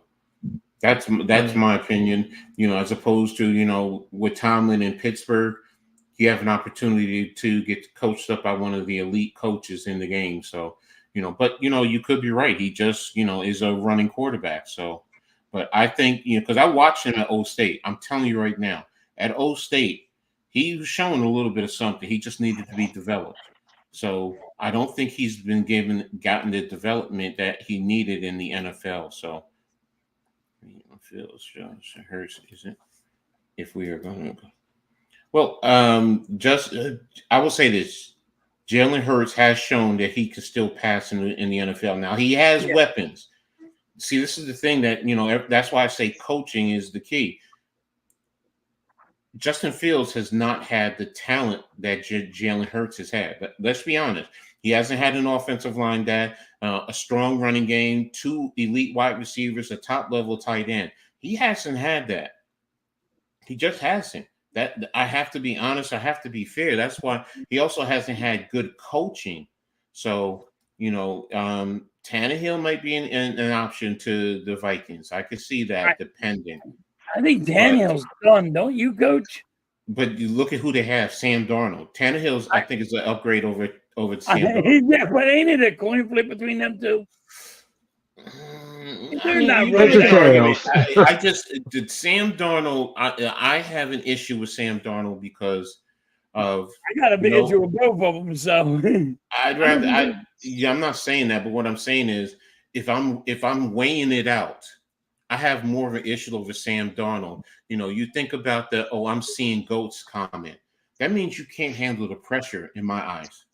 Right. You can't handle pressure mentally. You just get totally shot. So there's a reason Fields isn't in Chicago anymore. They gave up on a young quarterback. Again, the Chicago is not Pittsburgh. I'm sorry. Chicago is not the Chicago Bears are not the Pittsburgh Steelers in terms of the way the organization is run, having a top level coaching and having talent around him. They're just not. Whether you gave up on a young quarterback, yeah, they did, but you were talking about firing the head coach. What does that say right there? So it's they got rid of their offensive coordinator.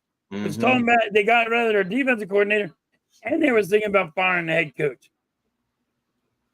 But exactly. Justin Fields and Jalen Hurts are the same player. They're not.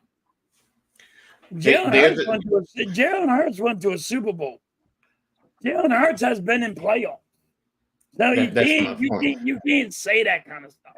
But the argument though is Jalen Hurts has had more talent. See, I understand what Damien is saying. They're both the same similar style of quarterback. Now, Hurts has had coaching to help him be a better quarterback. But in terms of the talent, they're both the same. They really are. They both have strong arms. Now, Jalen Hurts has shown that he can read the field a little bit, but schematically, there's some things that the Eagles do to take advantage of his skill set. They're not making him Patrick Mahomes. He's not sitting back there trying to read 1, 2, 3, 4, 5 receivers, then take off and run. He's not trying to go off the cuff, moving all over the place and throwing the ball and changing the arm angles. That's not Jalen Hurts' game. That's why him and Fields are similar. Look, 1, 2, take off and run if you have to, for the most part. That's their game, and they're very athletic, and that's where they're good. So that's why I think you can make the argument they're similar. Now, if Justin Fields was in Philly's offense, would it be the same results? We don't know. He'd have to get coached up. Yeah. If he's coached up, I'm going to say, based on what I saw watching him at Ohio State, and I watched Fields when he was at Alabama and Oklahoma, and I'm sorry, Justin Fields was a better quarterback than him.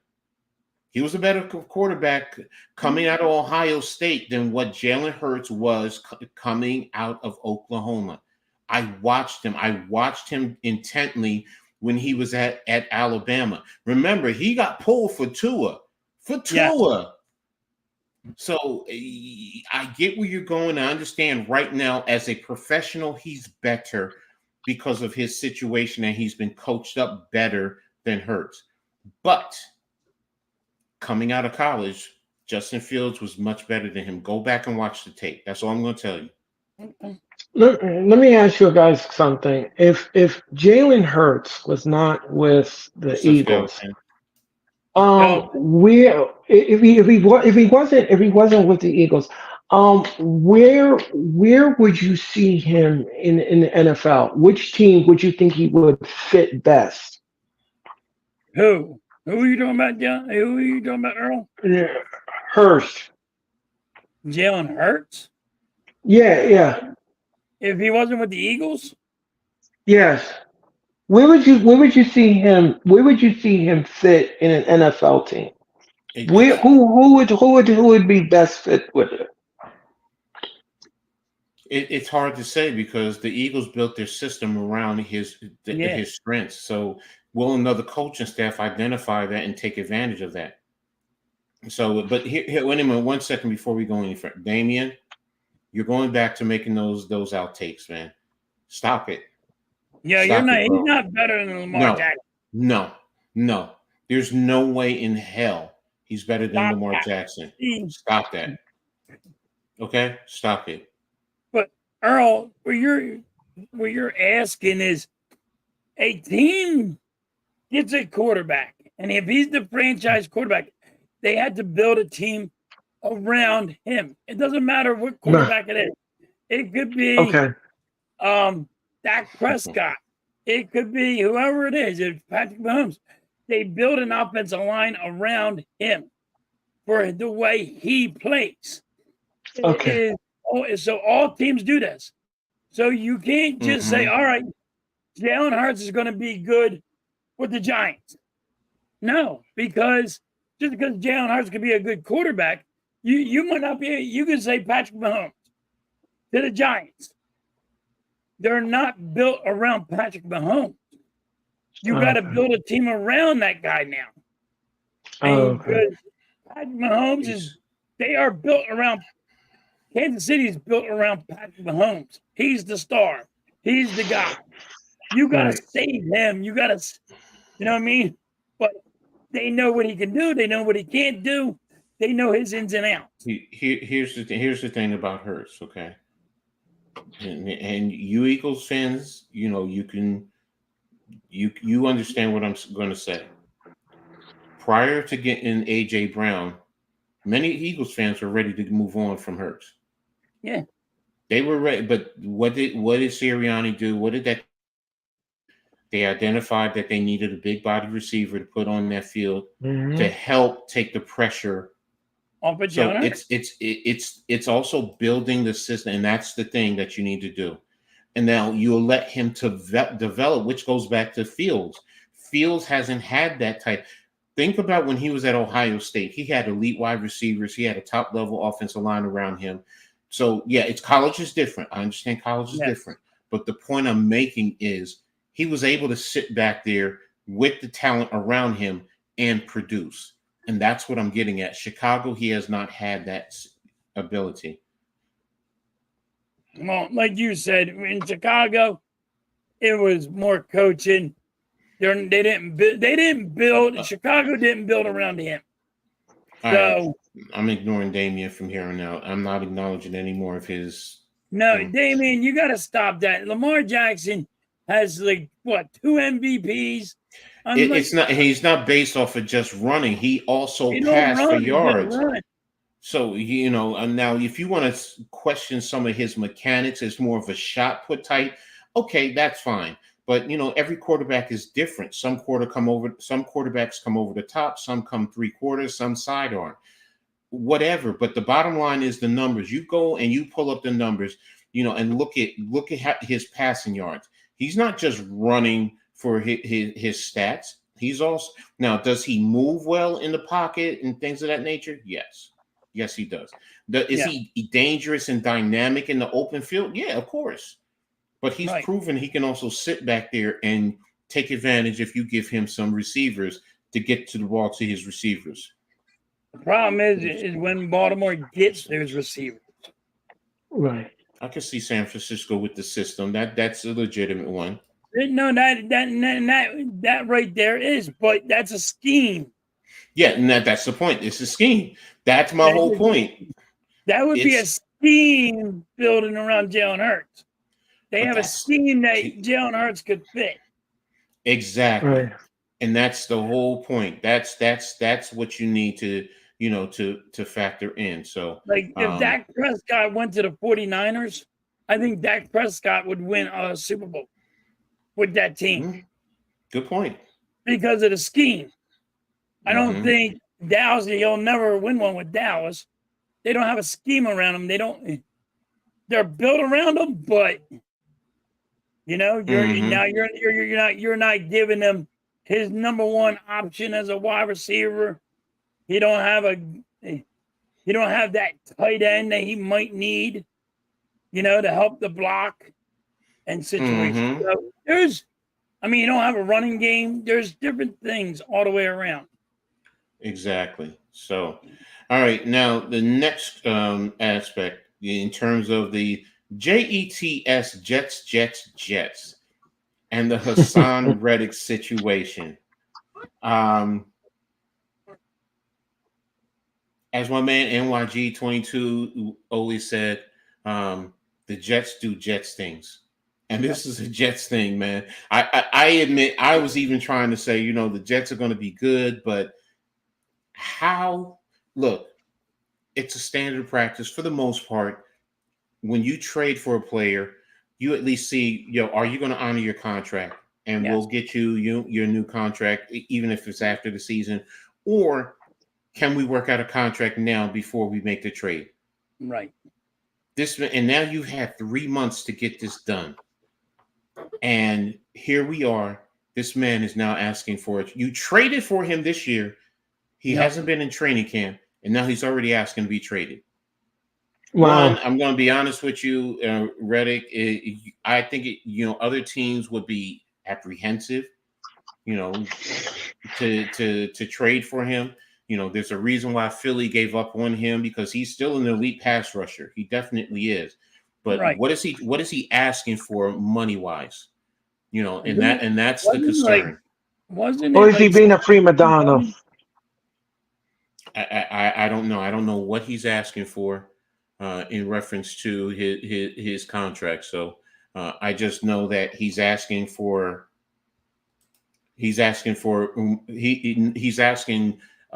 be traded because the Jets are not trying to meet his contract demands. So, right. And that's what it boils down to. So, of course, you don't want elite teams to get him, but the point being is the Jets screwing this up. Yep. And that's really what it boils down to. I don't begrudge. Like Coach said, it don't make any sense. Look, I don't begrudge a player asking for his money. You want to ask him for the money, ask for the money. You want to negotiate, you go negotiate. But in the same token, as an organization, you need to make sure you cross your I's and dot you dot your I's and cross your T's, because it makes no sense to make a trade. You gave up. What did you get? They gave up a 3rd round draft pick, and you let one of your young players go, where you could have signed him for a cheaper rate, and in Bryce Huff, who ended up going to Philadelphia. Yeah, you could have had him. And I'm sorry. Go ahead, Earl. What were you going to ask? No. What I was saying is that no. I just wanted to just piggyback off of what you said there.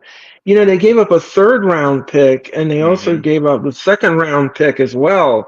And Earl, it could turn into a second round pick. Yeah, you can turn around back. Okay, well, okay. So if he plays and he did so many sacks that he can go up to a second round pick. Exactly. But here's the thing, though. It just seems like the Jets can't seem to get out of their own way.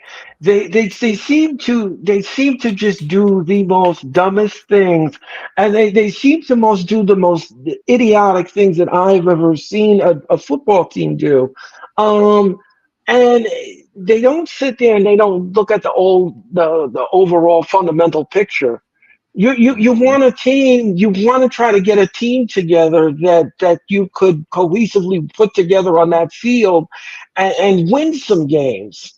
It's just sometimes the things that I've seen and I read and I look at it's a head scratcher to me, and I'm sitting here like how in the world could you ask your fan base to rally behind you if you can't even do the right things and put the right people and put the right tools on the field to even go further than you're supposed to? Because let's just face it, every season it's always a losing season for that team. And they seem to keep embarrassing themselves each and every single time you turn on the TV. So I'm kind of like frustrated about that. I don't know about anybody else, but it's just in my opinion, it's very frustrating. And you're right, No, Earl. Like Earl's saying, the head coach is on the hot seat. The GM's on the hot seat right now. That's what you're saying, Earl. You just put them on the hot seat for making this stupid mistake all the time. But Yeah. if the Eagles had a problem with Riddick and not wanting to sign with the Eagles, that's why the Eagles traded him. How come, like Coach said, how come you didn't say, all right, let me talk to that guy first and see if I can figure out a contract or see if he's going to, you know, honor his contract. And exactly. that's what you had to do. But Coach is right. Skeleton, we're talking about the New York Jets with the situation with Reddick, how they are bumbling this situation again, and they are now the Jets are doing Jets things, basically. And it's sad, especially for the New York City area when you see a team that really on paper, not the field, on paper, they should have a lot. They have a lot of talent there that they should be competing, or they could possibly compete. You know, maybe for a playoff spot. But they should be really someone who in the AFC at least should be competing and not looking like buffoons again. But here we are. You traded right now a third round that could become a second round draft pick for um for him, and you didn't do your due diligence of making sure that what he was at least going to play this year, and you could do the contract after the season or solidify the contract ahead of time before you make the trade with the Eagles. So that's the sad part right now, and that's the concerning part right now in terms of, yeah, you're right. They're fumbling about when it comes New York. Well, right now it's hard to defend completely, but you still do have some teams that with the Rangers, with the Liberty, with the Knicks, with the Yankees, they're still competing. Heck, even the Mets, for everything that you want to say after the season started, the Mets are still not that far off of the wild card, No, so the they are Mets are competing. really coming up. So Yeah. So but again, the Jets doing and being who they are continue to show who they are, really. The New York bumbling Jets. Yeah, it isn't. I don't know. I just don't know anymore. It's like they're tripping over their own feet. Hmm. Here you are. Here you are. You could have something promising, but for some reason you like the taste of defeat more than the promised land. I don't know. It's the $100 million question. Exactly. All right. So the next question, Tyler says, I'm kind of feel like sick. My voice is kind of losing. I hope you feel better, Tyler. I hope you're not like me losing my voice because I yell too much. They didn't think before they trade. They didn't think before they traded Reddick. They just traded, and that's it. No, you're right. Yep. They didn't think about the situation, skeleton. And like I said, evaluate everyone else in the league. At least would have. You know what? Can we talk to him ahead of time to see if we can work out a contract, or talk to him and say, are you going to honor the contract? And then we'll see what we can do at least for the after the season. So but hey, the Jets are the Jets, and you know what? Until they prove otherwise, as someone said to me, they're the bumbling Jets. So the next thing we touched on it a little bit, but the Pittsburgh Steelers quarterback battle. Who do you guys think is going to ultimately win that position? I'll start with you, Earl. Go ahead. Give me your thoughts Uh, on the Steelers and with Russell Wilson and Justin Fields. Who do you think is going to end up winning the starting battle? um, well, from what I was reading, they said that Wilson is in the lead for the spot. You know, so Wesley likes to Oh, stew. Oh yeah. I uh, think I think he's in the lead. It all depends on. here you go. Yeah.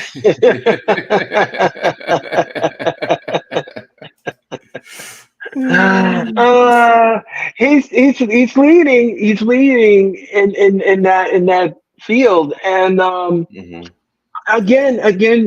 I think it comes down to the numbers, and it Mm, comes down to who can produce because here's the thing with a quarterback, and I always said this: you have to have fluidity to you, and you have to have less interceptions, and you have to relax in the pocket when you throw into the target that you're looking for, mhm, and that defense needs to come up and protect that quarterback. I've seen in football where the defense just failed the quarterback and exposed him too much.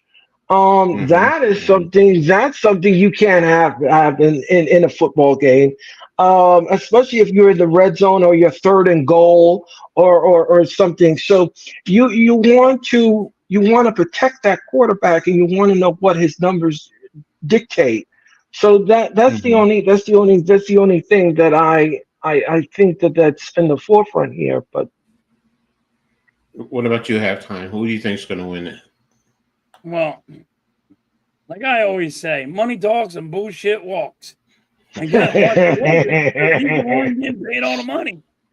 Hmm. Listen, look at their contracts. Look who's getting the money, and that's who's going to They're start. both they're both getting the same thing. They both really getting the because I thought Russell was getting more. Russell Wilson, he came in under the vet minimum because Denver owes him all that money. So Oh, Pittsburgh just so offered him. Denver's giving him all that money Yes, because he was. Denver because of the cap, they took the cap hit. So Oh, they Pittsburgh really did took the cap hit. $85 million. So Russell Wilson, Russell I think Wilson. both. I think they're both getting the vet minimum, or I think Fields might be getting a little bit more because I can't remember. But yeah, Wilson came in under Oh, the vet minimum. I thought Pittsburgh was going to pay that money. No, no, they wouldn't have done the trade. They I thought wouldn't they have was going to done. pay that money. I didn't know it Mm-mm. was going. I didn't know Denver was paying all that. Denver's stupid for that. Yeah, But we already know that. Yeah, Russell Wilson is definitely going to be the starting quarterback. I Ex- mean, he has to be.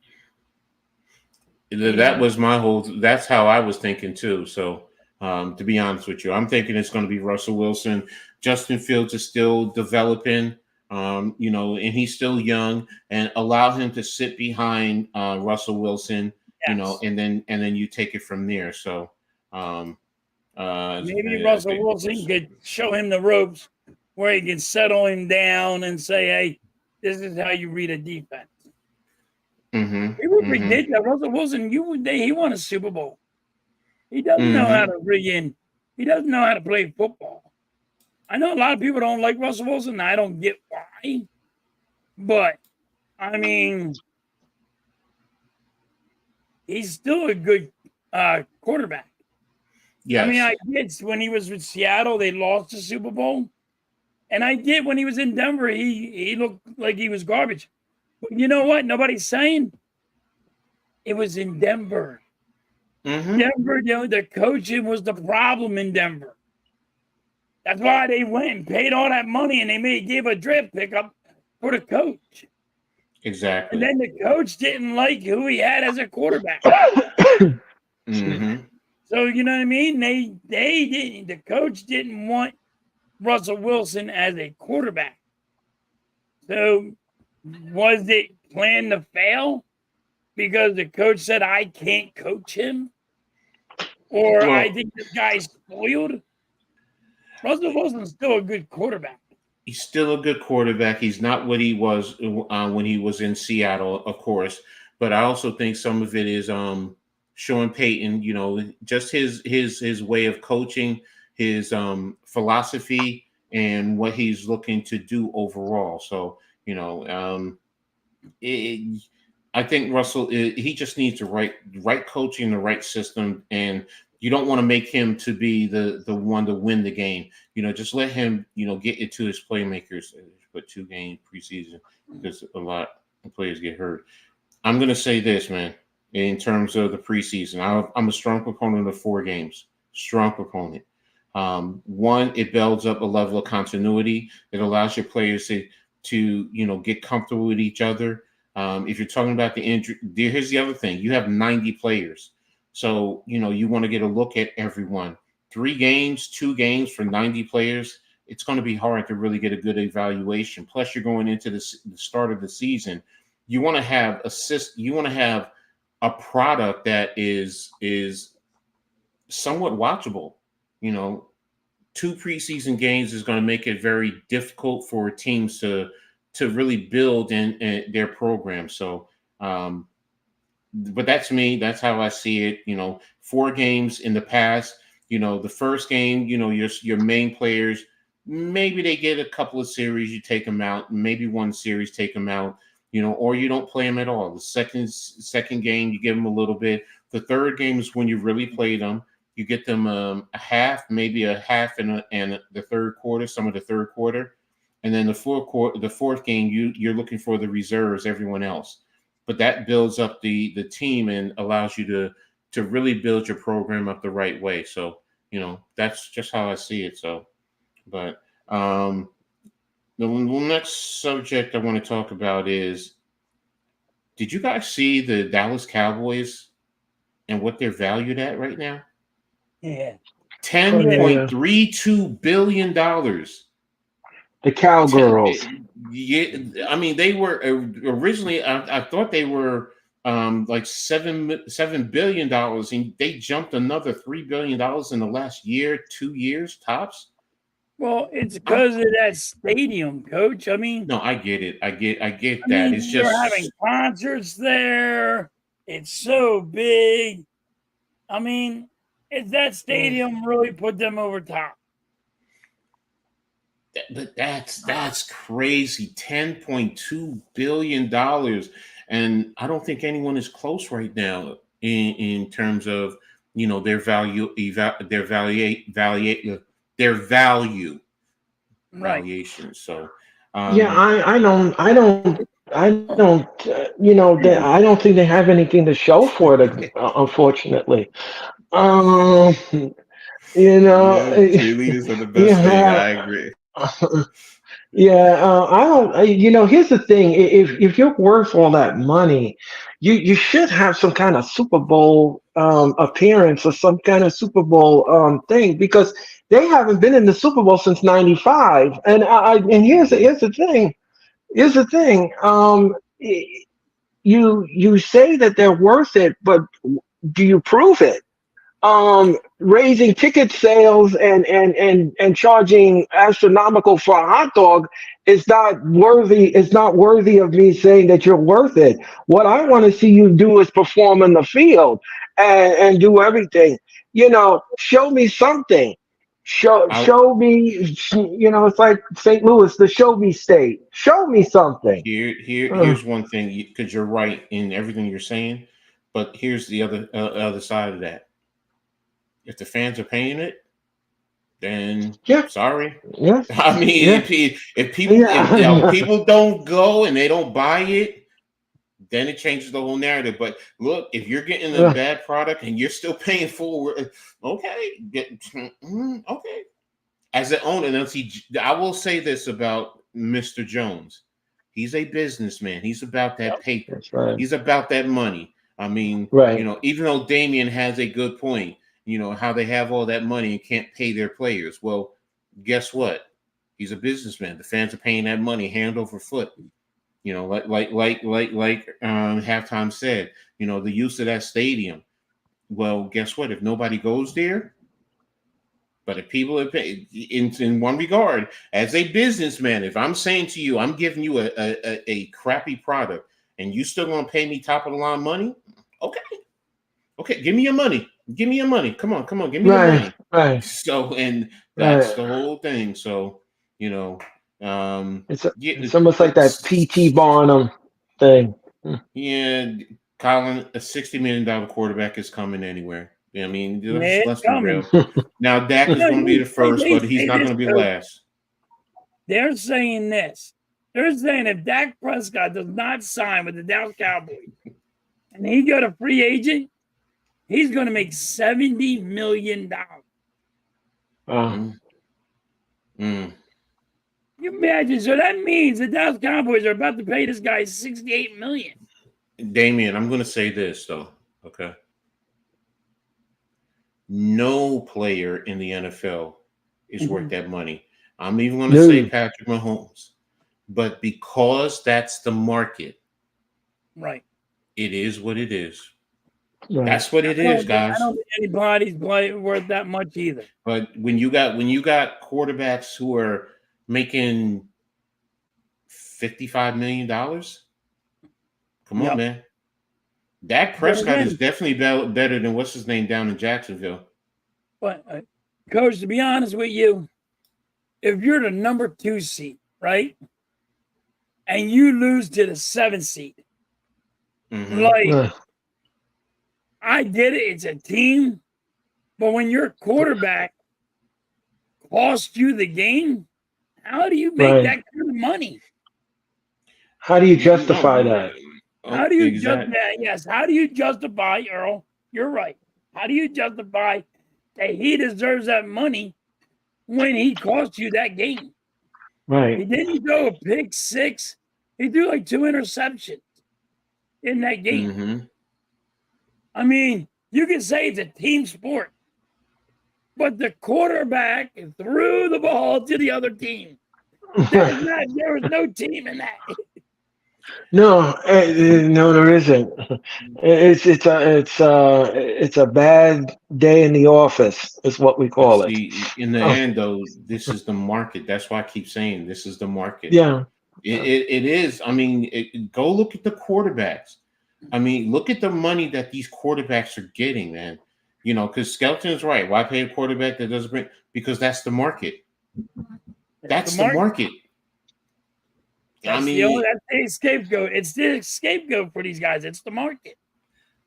But that's even the player. That's all players. So I mean, the money says you first and foremost they're making the money. The owners are making the money, so the players want their piece of the pie. So and we as fans, because remember, we are contributing to this, ladies and gentlemen. We can sit here and say, well, why pay this player that? Why pay this player, this, that money? But yet and still, we're paying for the product. Yeah, when you buy jerseys and you're buying tickets, you're buying Dak's jersey or you're buying a player's jersey and you're buying a lot of this shit. Of them, that's how the money goes up. It's just like I will say this, Damien, in terms of this, okay? You can't separate the quarterback because he's still part of the team. And this is a business. So that's part of your budget. Because then, what are you going to do? Where's the separate tax? What is it supposed to be? In some teams, is there going to be a minimum and a maximum you're supposed to pay to the quarterback? Where's all this money going to come, extra money going to come from? Because based on what you're saying, there's supposed to be a separate salary, and the owners aren't going to go for that. I'm going to tell you that right now. They want the quarterback salary to be included in the salary cap. So if you're telling me, okay. You can't do What's that. Up, Gregor? You're telling me there's going to be a separate salary for a quarterback and a separate salary for wide receivers and a separate salary for tight ends and a separate salary for the offensive lines. Now you got to go left tackle. You got to go right tackle. Because that's different salary. Yo, Wesley, I'm with you, bro. What are we doing here? Like, they have a union that it'll never happen. What's up, Bruce? What did he say? Wesley, he said, imagine what the Hardcore Sports Network could do with $70 million. Hell yeah. Oh, yeah. Oh, yeah. make just $1 million, I'm retiring. A brand new studio on 42nd Street. $10.32 billion, man. So, Wow. but that's a lot. So, and last thing on football before we move on, Jamar Chase holding out, missing practice. How big of a concern is it for Cincinnati? Do you think it's a big one, or do you think it's something that you're just working through? All right, Mitch. All right, Mitch. How about yeah? There you go. There you go. What about Mitch? It's coming to you. The big check tomorrow, Mitch. Yeah, 69. Yeah, right. But yeah, but with Lamar, with Chase, Jamar, do you think it's something that's something that you're just going to end up working out, or do you think it's something that, you know what, it should be it's going to be cause for concern? So, Mitch. Well, I think it's going to be a concern because you got to play Joe Burrow. You got to pay Joe Burrow too, right? Mm-hmm. No, he got paid. He got paid last year. Oh, he got paid last year? Yeah, he got paid last year. The problem is like we talk, Coach. It's where's the value? Mm-hmm. How much are you going to pay him? You only have so much money in the salary cap. You know what I mean? So Justin Jefferson just got, he got 32, 35? Yeah, I think it was 32. So he got 32. That's what he's going to have to make. He's going to have to make in that area, right? I think he's going to want more than that. But yeah, he's going to make, right, want 34. He's going to want 34, maybe 35. Like you said, the money goes up and up and up. Exactly. It's going to be hard for Cincinnati to come up with a price. Because first of all, he's going to go, hold on, let me find out what CeeDee Lamb makes. Mm-hmm. Right. Mm-hmm. And CeeDee Lamb's playing a game. Hold on, let me see what Chase is going to make. You know what I mean? Because they all want the top dollar. Right. Exactly. This is a game, and it's a dangerous game, I think, for the owner. Like, you need to just get in there, rip the Band-Aid off, and all right, we're going to give you this. You know what I mean? But every player is going to be like, well, I want to see what CeeDee Lamb gets. I want to see what this guy's getting. I want this. And this is the for NFL owners. I mean, you got to really think about it. You're looking at all this money getting tossed around, and you're in the back of your mind, you got to be like, is this guy really worth this? You know, in the back of your mind, you're like, yo, give me all the people that are running my freaking bills here. Because, yo, is he really worth it? Is he making this enough money to actually pay him this? Like, is he selling enough jerseys? Is he selling enough shit to actually be making us this kind of money? Because that's how it is. That's the truth. I'm not arguing with that thought process. Someday, CeeDee Lamb's about to make a lot of money. CeeDee Lamb's about to make, what, 33 in that area. Hopefully he does. But, yeah, you're right. I think he deserves it. But, you know, look, they ain't trying to give him that money. Last year. He was Dak's go-to guy. You know what I mean? I don't know. Exactly. It's a money. Listen, these guys are just. It's the value keeps on going up, and there's no way of it turning down. These guys are going to get paid lots and lots of money. Facts. Facts. For me, it comes down to when I think about the Jamar Chase situation. It's a contentious situation because first of all, you T. Higgins, you gave him the franchise tag. So everyone, prevailing thought was, well, you gave him that, then that means Chase was going to get the money. but now Yes. you're not giving him the money. So what the hell are you doing, Cincinnati? What the hell is going on? So it's strange in my opinion. What's up, Lou? Thanks for tapping in, man. It's strange when you sit down and you think about that, So halftime Blaze sound you sends you a photo of us. I have a big head, but I'm just the same height. Okay. What's up, Nimar? I couldn't really hear Nimar because I'm streaming right here, so I couldn't hear what he said. So it's never going to end with the Cowboys. So again, I couldn't hear. They played horribly. I mean, from what I was looking at, whenever trying to keep an eye on it, yeah, they didn't play well. So, but as far as Chase, it could become a very problematic situation if they don't get that taken care of, and it could derail their whole season. So but that's what I was thinking. So, but now we're just going to move on to the last subject of the night, and that is going to be baseball. Baseball. We're going to talk about halftime's favorites, one of his favorite subjects. So, in terms of baseball, right now, in terms of the standings, I'm going to give you in each league the top. Top 8 or top 10? I'll do top 10. All right. You have now, because the Yankees just lost today. They lost to the White Sox. Go figure. Yeah, they lost 4-0. I'm sorry, no, they're not the Tigers. They lost to the Tigers 4-0. Oh, okay, that's about. Yeah, so the Guardians are on top at 72-51, but again, I think they played today. The Yankees are at 73-51. The Orioles are at 72-51. Minnesota Twins are at 69-53. The Royals are at 67-55.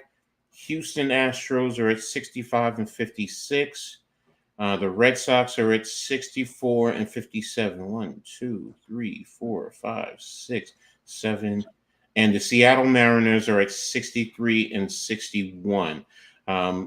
When I take a look at the wild card in the American League, where is it? They didn't break it down. I have to look at it this way. All right. You have the Guardians, the Yankees, and the Astros are the division winners. And then the Orioles, the Twins, bless you, and the Royals are in the wild card with the Red Sox 2.5 out, and the Mariners are about 5 out. Now, when I go to the National League, come on. 1, 2, 3, 4, 5, 6, 7, 8. Okay. You have the Phillies at 72-50. The Dodgers are at 72-51. The Brewers are at 70-52. The Diamondbacks are 6, and the Padres are 69-54. The Braves are 64-58.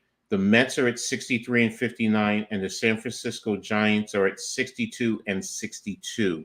And when I look at the wild card for the National League, Phillies, Dodgers, and Brewers are the division leaders. Diamondbacks, Padres, and Braves are in, with the Mets a game back and the Giants 3 games back. So that's how the standings lie right now. In terms of the playoffs, I'm going to start with the National League because you guys are both National League fans, with the Mets and the Phillies. What's your thoughts right now in terms of the way that these teams are playing with the playoffs and the wild card coming up? How do you feel about your respective teams in the terms of their position for the playoffs? Earl, I'll start with you with the Mets. Well, first of all, I almost fell off my chair when I found out that they were even in the wild card, because usually the Mets are nowhere near an eyelash of any kind of playoff spot. Usually at this time we were talking about elimination. The Mets right now are in a position, in in a great position to do something they haven't done in a ton of seasons. Mm-hmm. And that is finally going into a wild card spot. Um, if I think that they're going to hold on to that spot, I don't know. I'm gonna be a little cautious on that. I'm gonna have to sit on the fence with that, because usually when the Mets get something good, they don't know how to hold on to it and ride the wave. And that is the major problem. That is the major problem. And it's like every season is a losing season for the Mets, and Mm-hmm. it becomes tiresome after a while. It becomes very exhausting to even keep saying, "Oh well, we're going to do it next year. Oh, we're going to do it next year. We're going to do it next year. We're going to do it next year." Well, next year is here. Next year's now, and let's see Mm-hmm. what you could produce. Let's see what you could produce here. So I think if the Mets keep winning and not keep losing series, and do dig their heels in and try to hold on and try to bump somebody out of that wild card spot and stay there, they could have a potential. But again, I'm on the fence. I mean, right now their next games and this weekend they're hosting the Marlins, and then they have a 3-game Monday, Tuesday, and Wednesday hosting the Orioles. So those are their next 4 games right now. It's gonna be tough. It's gonna be tough where they are, but I mean, at least they're a game out of the wild card. Of course, halftime with your Phillies. Go ahead. Well, the Phillies have been on they got a 3-game winning streak. But Mm-hmm. like all the Philly fans are like, "Oh yeah, we're back." Pump your brakes. You played the Nationals. It's not that big of a deal that you played the Nationals. Nationals are really Mm-hmm. not that good. You got to give it a week to find out if the Phillies are back with the hitting and all. So, I mean, we're still up there with, the Yankees and Baltimore.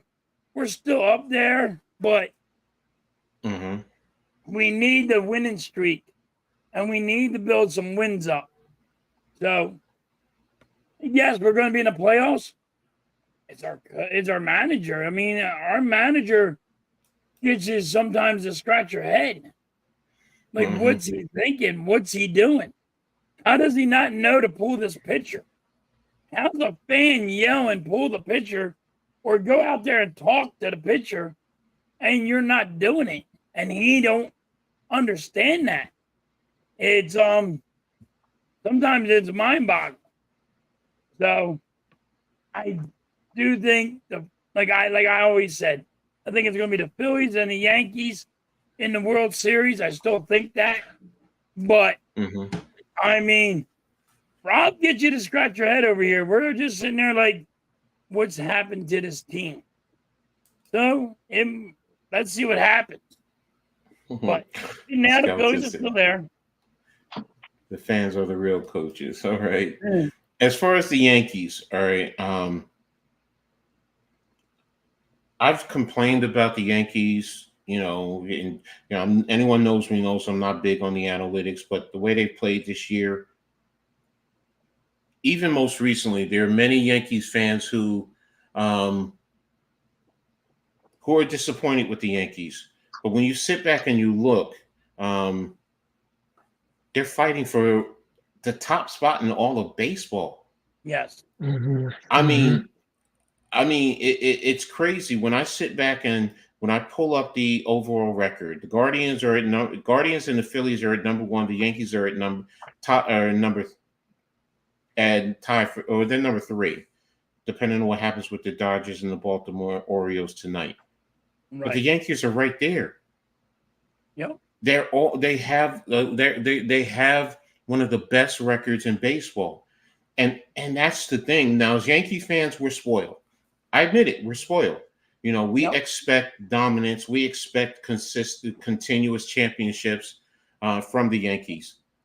And for this team, where we've had so many issues, we've had issues with pitching. You're losing players.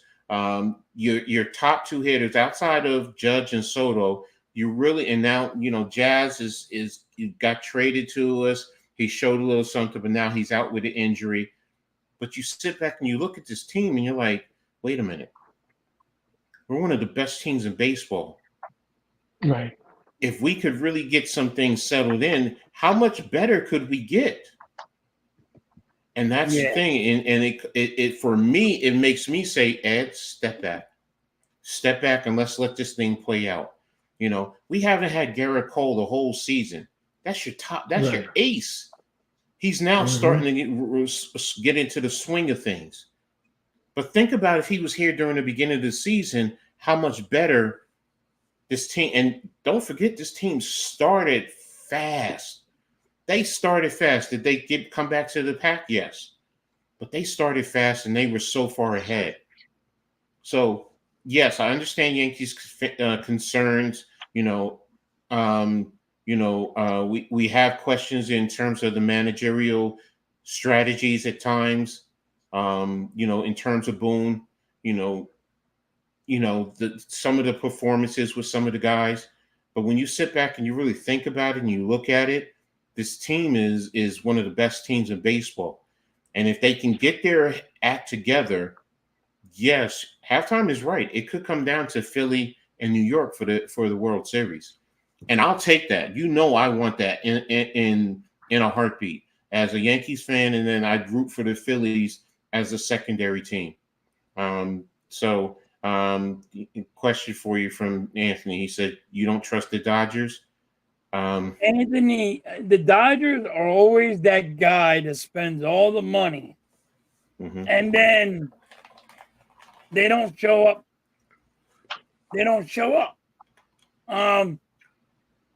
The money that the Dodgers spent this year, if they don't make the playoffs, just say if they don't make the playoffs and they spend all that money on that team, it's a bust. They need to blow the team up. Am I right?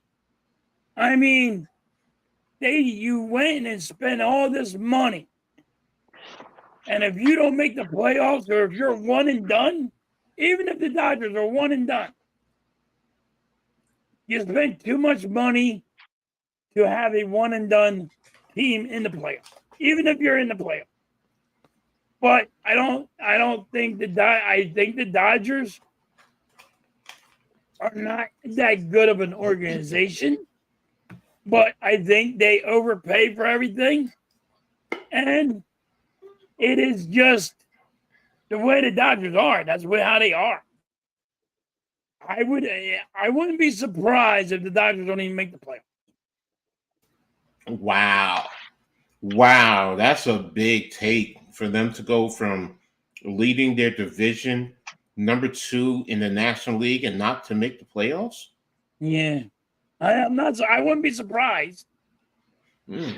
I would be. I've seen that. I've seen that happen to. I've seen that happen to teams before, where they would be right there, and then they do an epic collapse, and then that's it for them. That's it.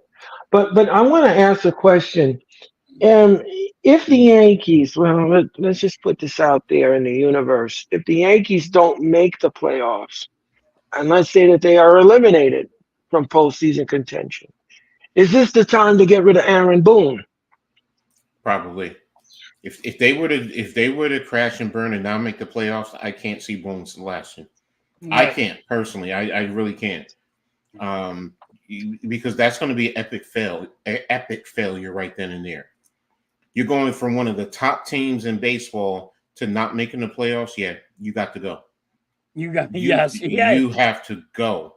You're talking about the Yankees, and the Yankees are up there for the most being the best team in baseball right now. If they have that big of a drop, yes, you have to get rid of them. Even though it won't happen, I'm even going to go as far as Cashman needs to go. I know it's not going to happen. No. I get it, but he needs to go. He would need to go too if the Yankees failed like that too. Yes, if they dropped that bad, yes. If the Yankees became one and done, yes, they would have to get rid of everybody. Okay. So this kind of let me get my next question, and we'll answer that in a second, Anthony. In terms of, because we're talking about the wild card, one of the better teams in baseball for the past few years has been the Atlanta Braves. Do you think they have a chance of missing the playoffs? Oh yeah, they're hurt. Yep. So yes, I think the Mets will pass them. Yep.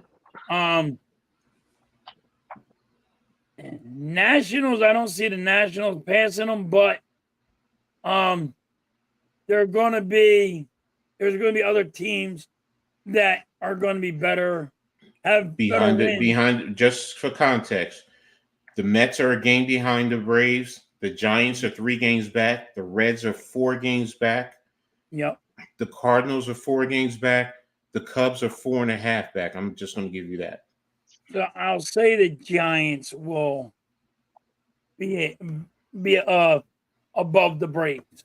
I think the Braves, they're hurt really bad, and I think they're going to drop. You got to figure they're getting ready. I think they have to play the Phillies this week. Who, the Braves? I think the Braves are playing the Phillies, and the Dodgers are playing the Phillies this week. I think, is that what it is?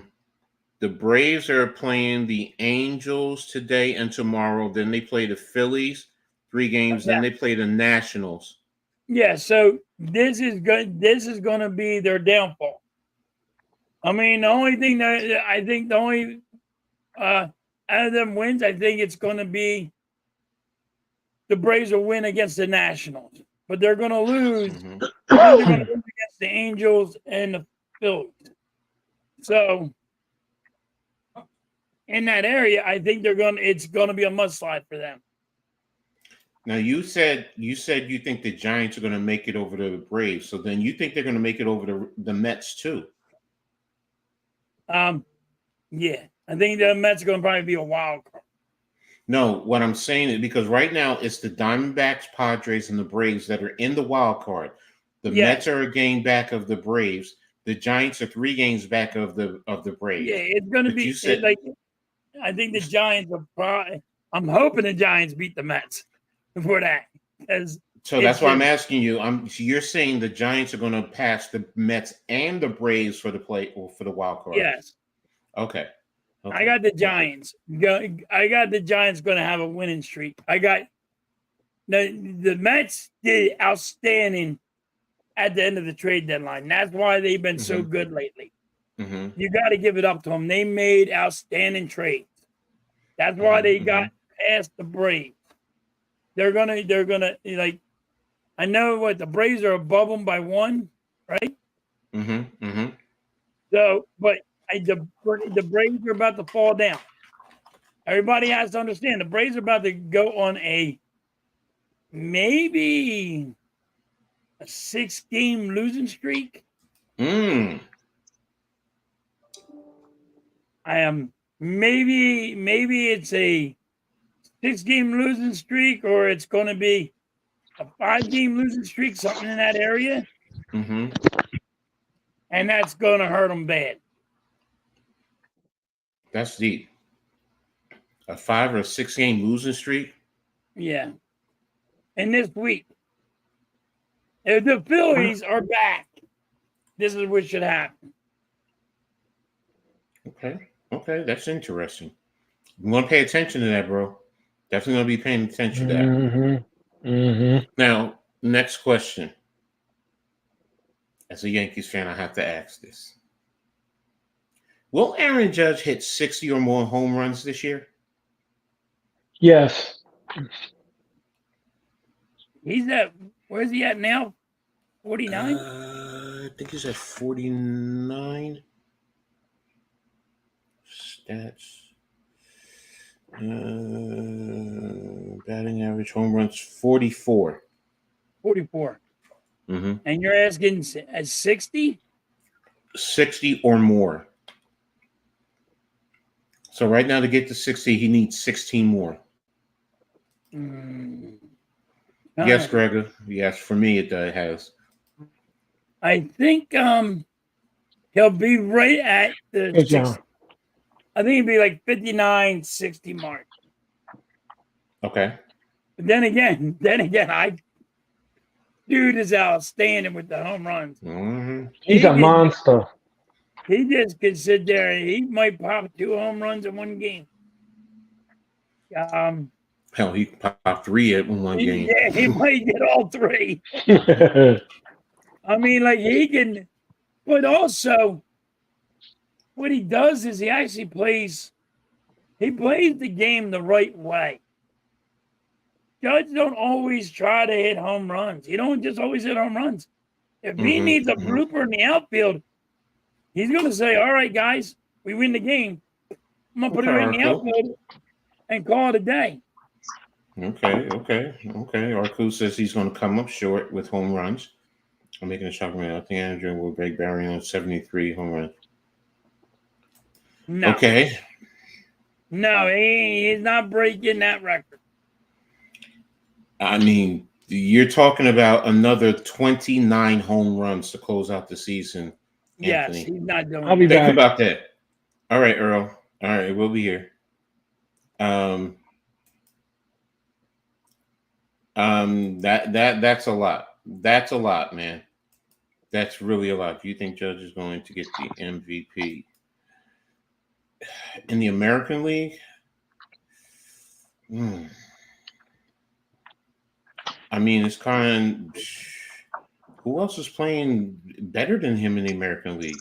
I don't think nobody is the way he's hitting home runs. Yeah, I don't think there's anyone. What's that dude's name? Ohtani? Ohtani is with the Dodgers. Oh, that's right. He went with the Dodgers. So yeah. Mm-hmm. Yeah. Yeah. Who's playing better than him? Nobody. In the American League, yeah, you got a point. Bobby Witt is in the conversation. Let me take a look at the stats. I mean, Bobby Witt is hitting 350. Oh gosh, you just closed it out on me. Thank you.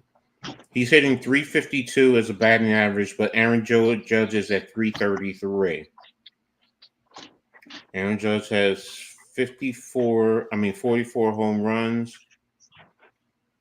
Let me see. Let me look at his stats. Bobby Witt.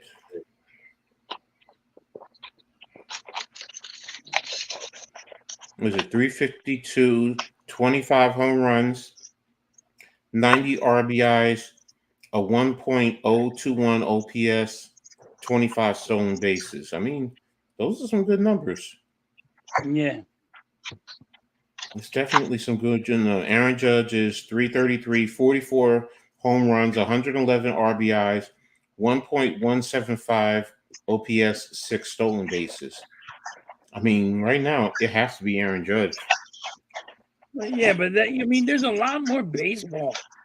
No, I know that. Yeah, but I'm like, when we're talking like this, it's like baseball's over. There's a lot more games.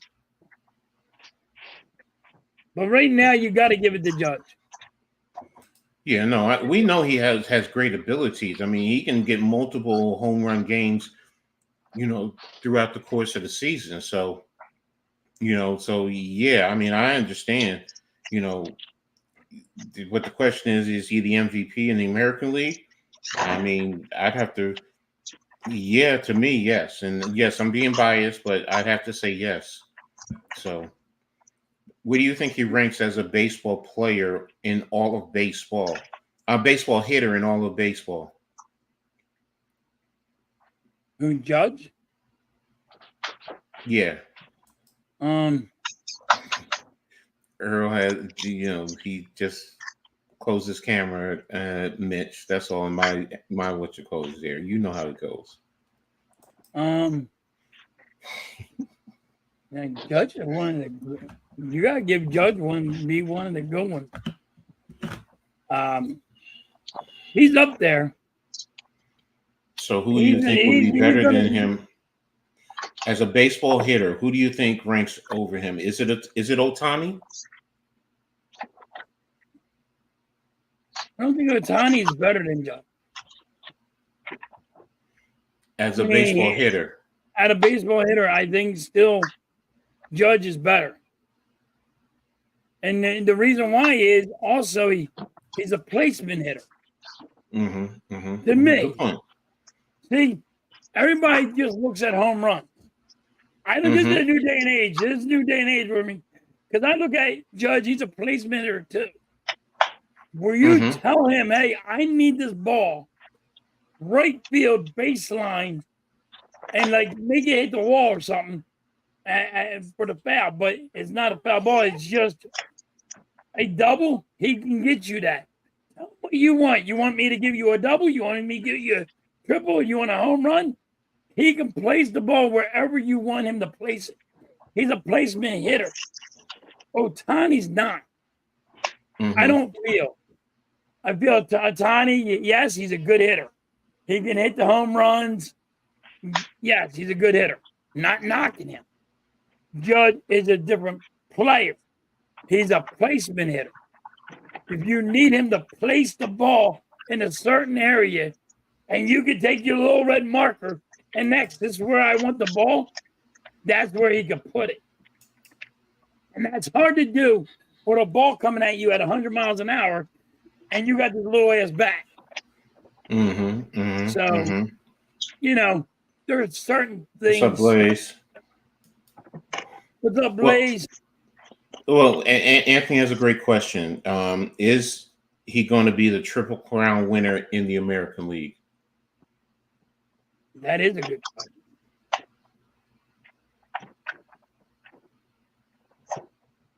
Don't know that one. There probably will, though. He might, Anthony. He might. To me, he might. He's really good. For those who don't understand baseball, what is considered a Triple Crown winner? Like his Gold Glove and his batting and all that, everything. He's just way better than everybody. He got it all. He got all the works going on. Okay. Who do you think will win the Cy Young in each league? I don't know that. I don't know that one, Coach. I don't. Okay. I don't. Okay. No, that's fine. I mean, that's pretty much close. Yeah, that was the last thing because we did touch on the MVP a little bit already. That was later, but hitting award, yeah. So Triple Crown. So I mean, Anthony basically hit a lot of my questions to close it out. So Triple Crown, he said, was home run, RBI, and batting average. Batting average, right? I thought it was a glove too. Maybe it's batting average. Okay. Thank you, Blaze. I thought it had to do with the his Gold Glove too. That was not horse riding, Yarku.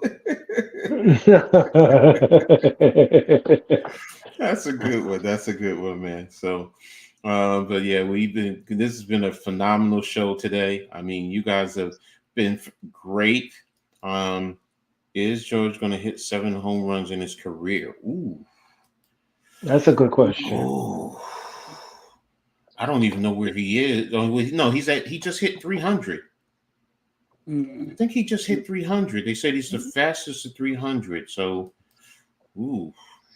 I just had it in my head. Yankees, Mickey Mantle, Joe DiMaggio, Aaron Judge, me outfield, Garrett, Dieter GJ, Babe Ruth.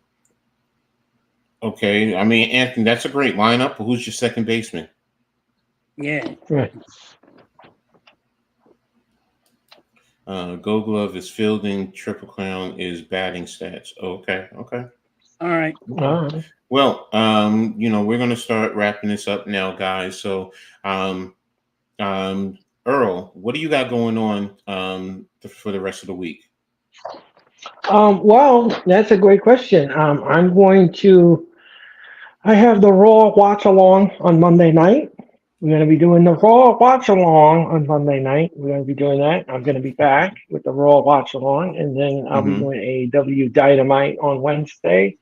And then I got the wrestling experience on Thursday, and then I've got SmackDown on Friday. So that's going to be my week. Hardworking man, a busy man as always. It just never stops. Never stops. Mm-hmm. Oh, okay. Blaze said he thought you left, so. I'm back, Blaze. I'm back. Okay. What's that all about, Earl? I don't. I took a little break. I was off for the week, and now I'm back. And I'm back. Yes. Back What better than I ever. you left YouTube. Are you Okay. quitting YouTube? No. I've been with YouTube for 11 years now. There's no way. There's no way. And the way everything is, and I believe I'm like 26 subs away from 500. So Let's go. I'm getting there. Don Mattingly is a first baseman. Don Mattingly is a first baseman. He's not a third baseman. Thank you, Greg or John. Yeah, Don Mattingly is my favorite Yankee. He's a first baseman. Don't go there with that one. So, but no, I get you. I mean, I understand. This was a mix-up. So, what do you got going on halftime for the rest of the week? I'm gonna watch a little bit of Phillies. Like I always have Monday when I have during the week. I got work, so it's kind of hard to find out what games I can stream or not. I will be streaming the last game of the Eagles preseason game. What day is that? I think it's Thursday. I'm not sure though. Hold on, let me take a look now. I think it's Thursday or Friday.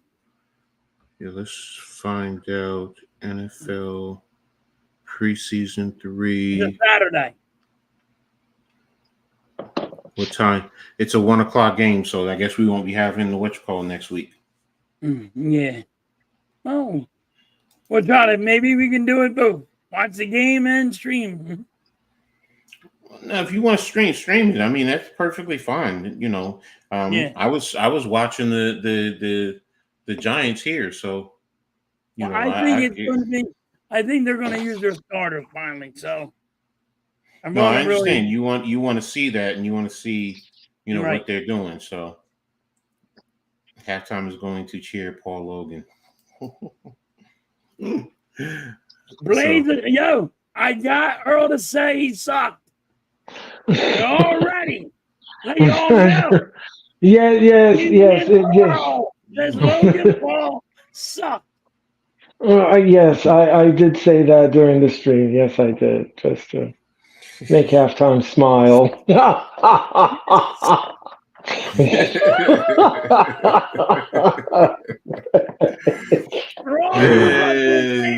Earl said Logan Paul sucks. Oh, halftime, I'll tell you something, halftime. Earl, you have a question from Wesley. I have a question. Are you going to AEW Grand Slam? The answer is no. But I will be streaming the show. This video is on some the Halftime's Discord. Okay. Mrs. Halftime posted some Logan Paul situation on Halftime's Discord. Okay. All right. Mitch likes Orange Cassidy. Just mentioned Will Ferrell and Halftime will be pissed. Okay. He's horrible as a freaking actor. What do you want from me? All right. And as for me, let me see. Yeah, I'm not doing anything else today. I don't believe I have anything today. And tomorrow we'll be doing Giants Conversation with NYG 22. Monday I'll be doing the read and attack show 7:00 on Monday. Tuesday, I'll be doing the Heart of the City with NYG. Wednesday, Pick and Roll podcast, along with at 5 o'clock. And then at 7 o'clock, I'll be doing it for the R, which is my Rutgers sport event information. Thursday, we'll be bringing back the full court press, and talking about the WNBA. Next Friday will be the Read and Attack here on the Hardcore Sports Network. Next Friday at 6 o'clock. And then the Black Top podcast with NYG around 8 o'clock. And then, of course, next Saturday, another halftime coaching adjustment show. So, that's what I got going on this week. So, wow, you talk about me being busy, Coach.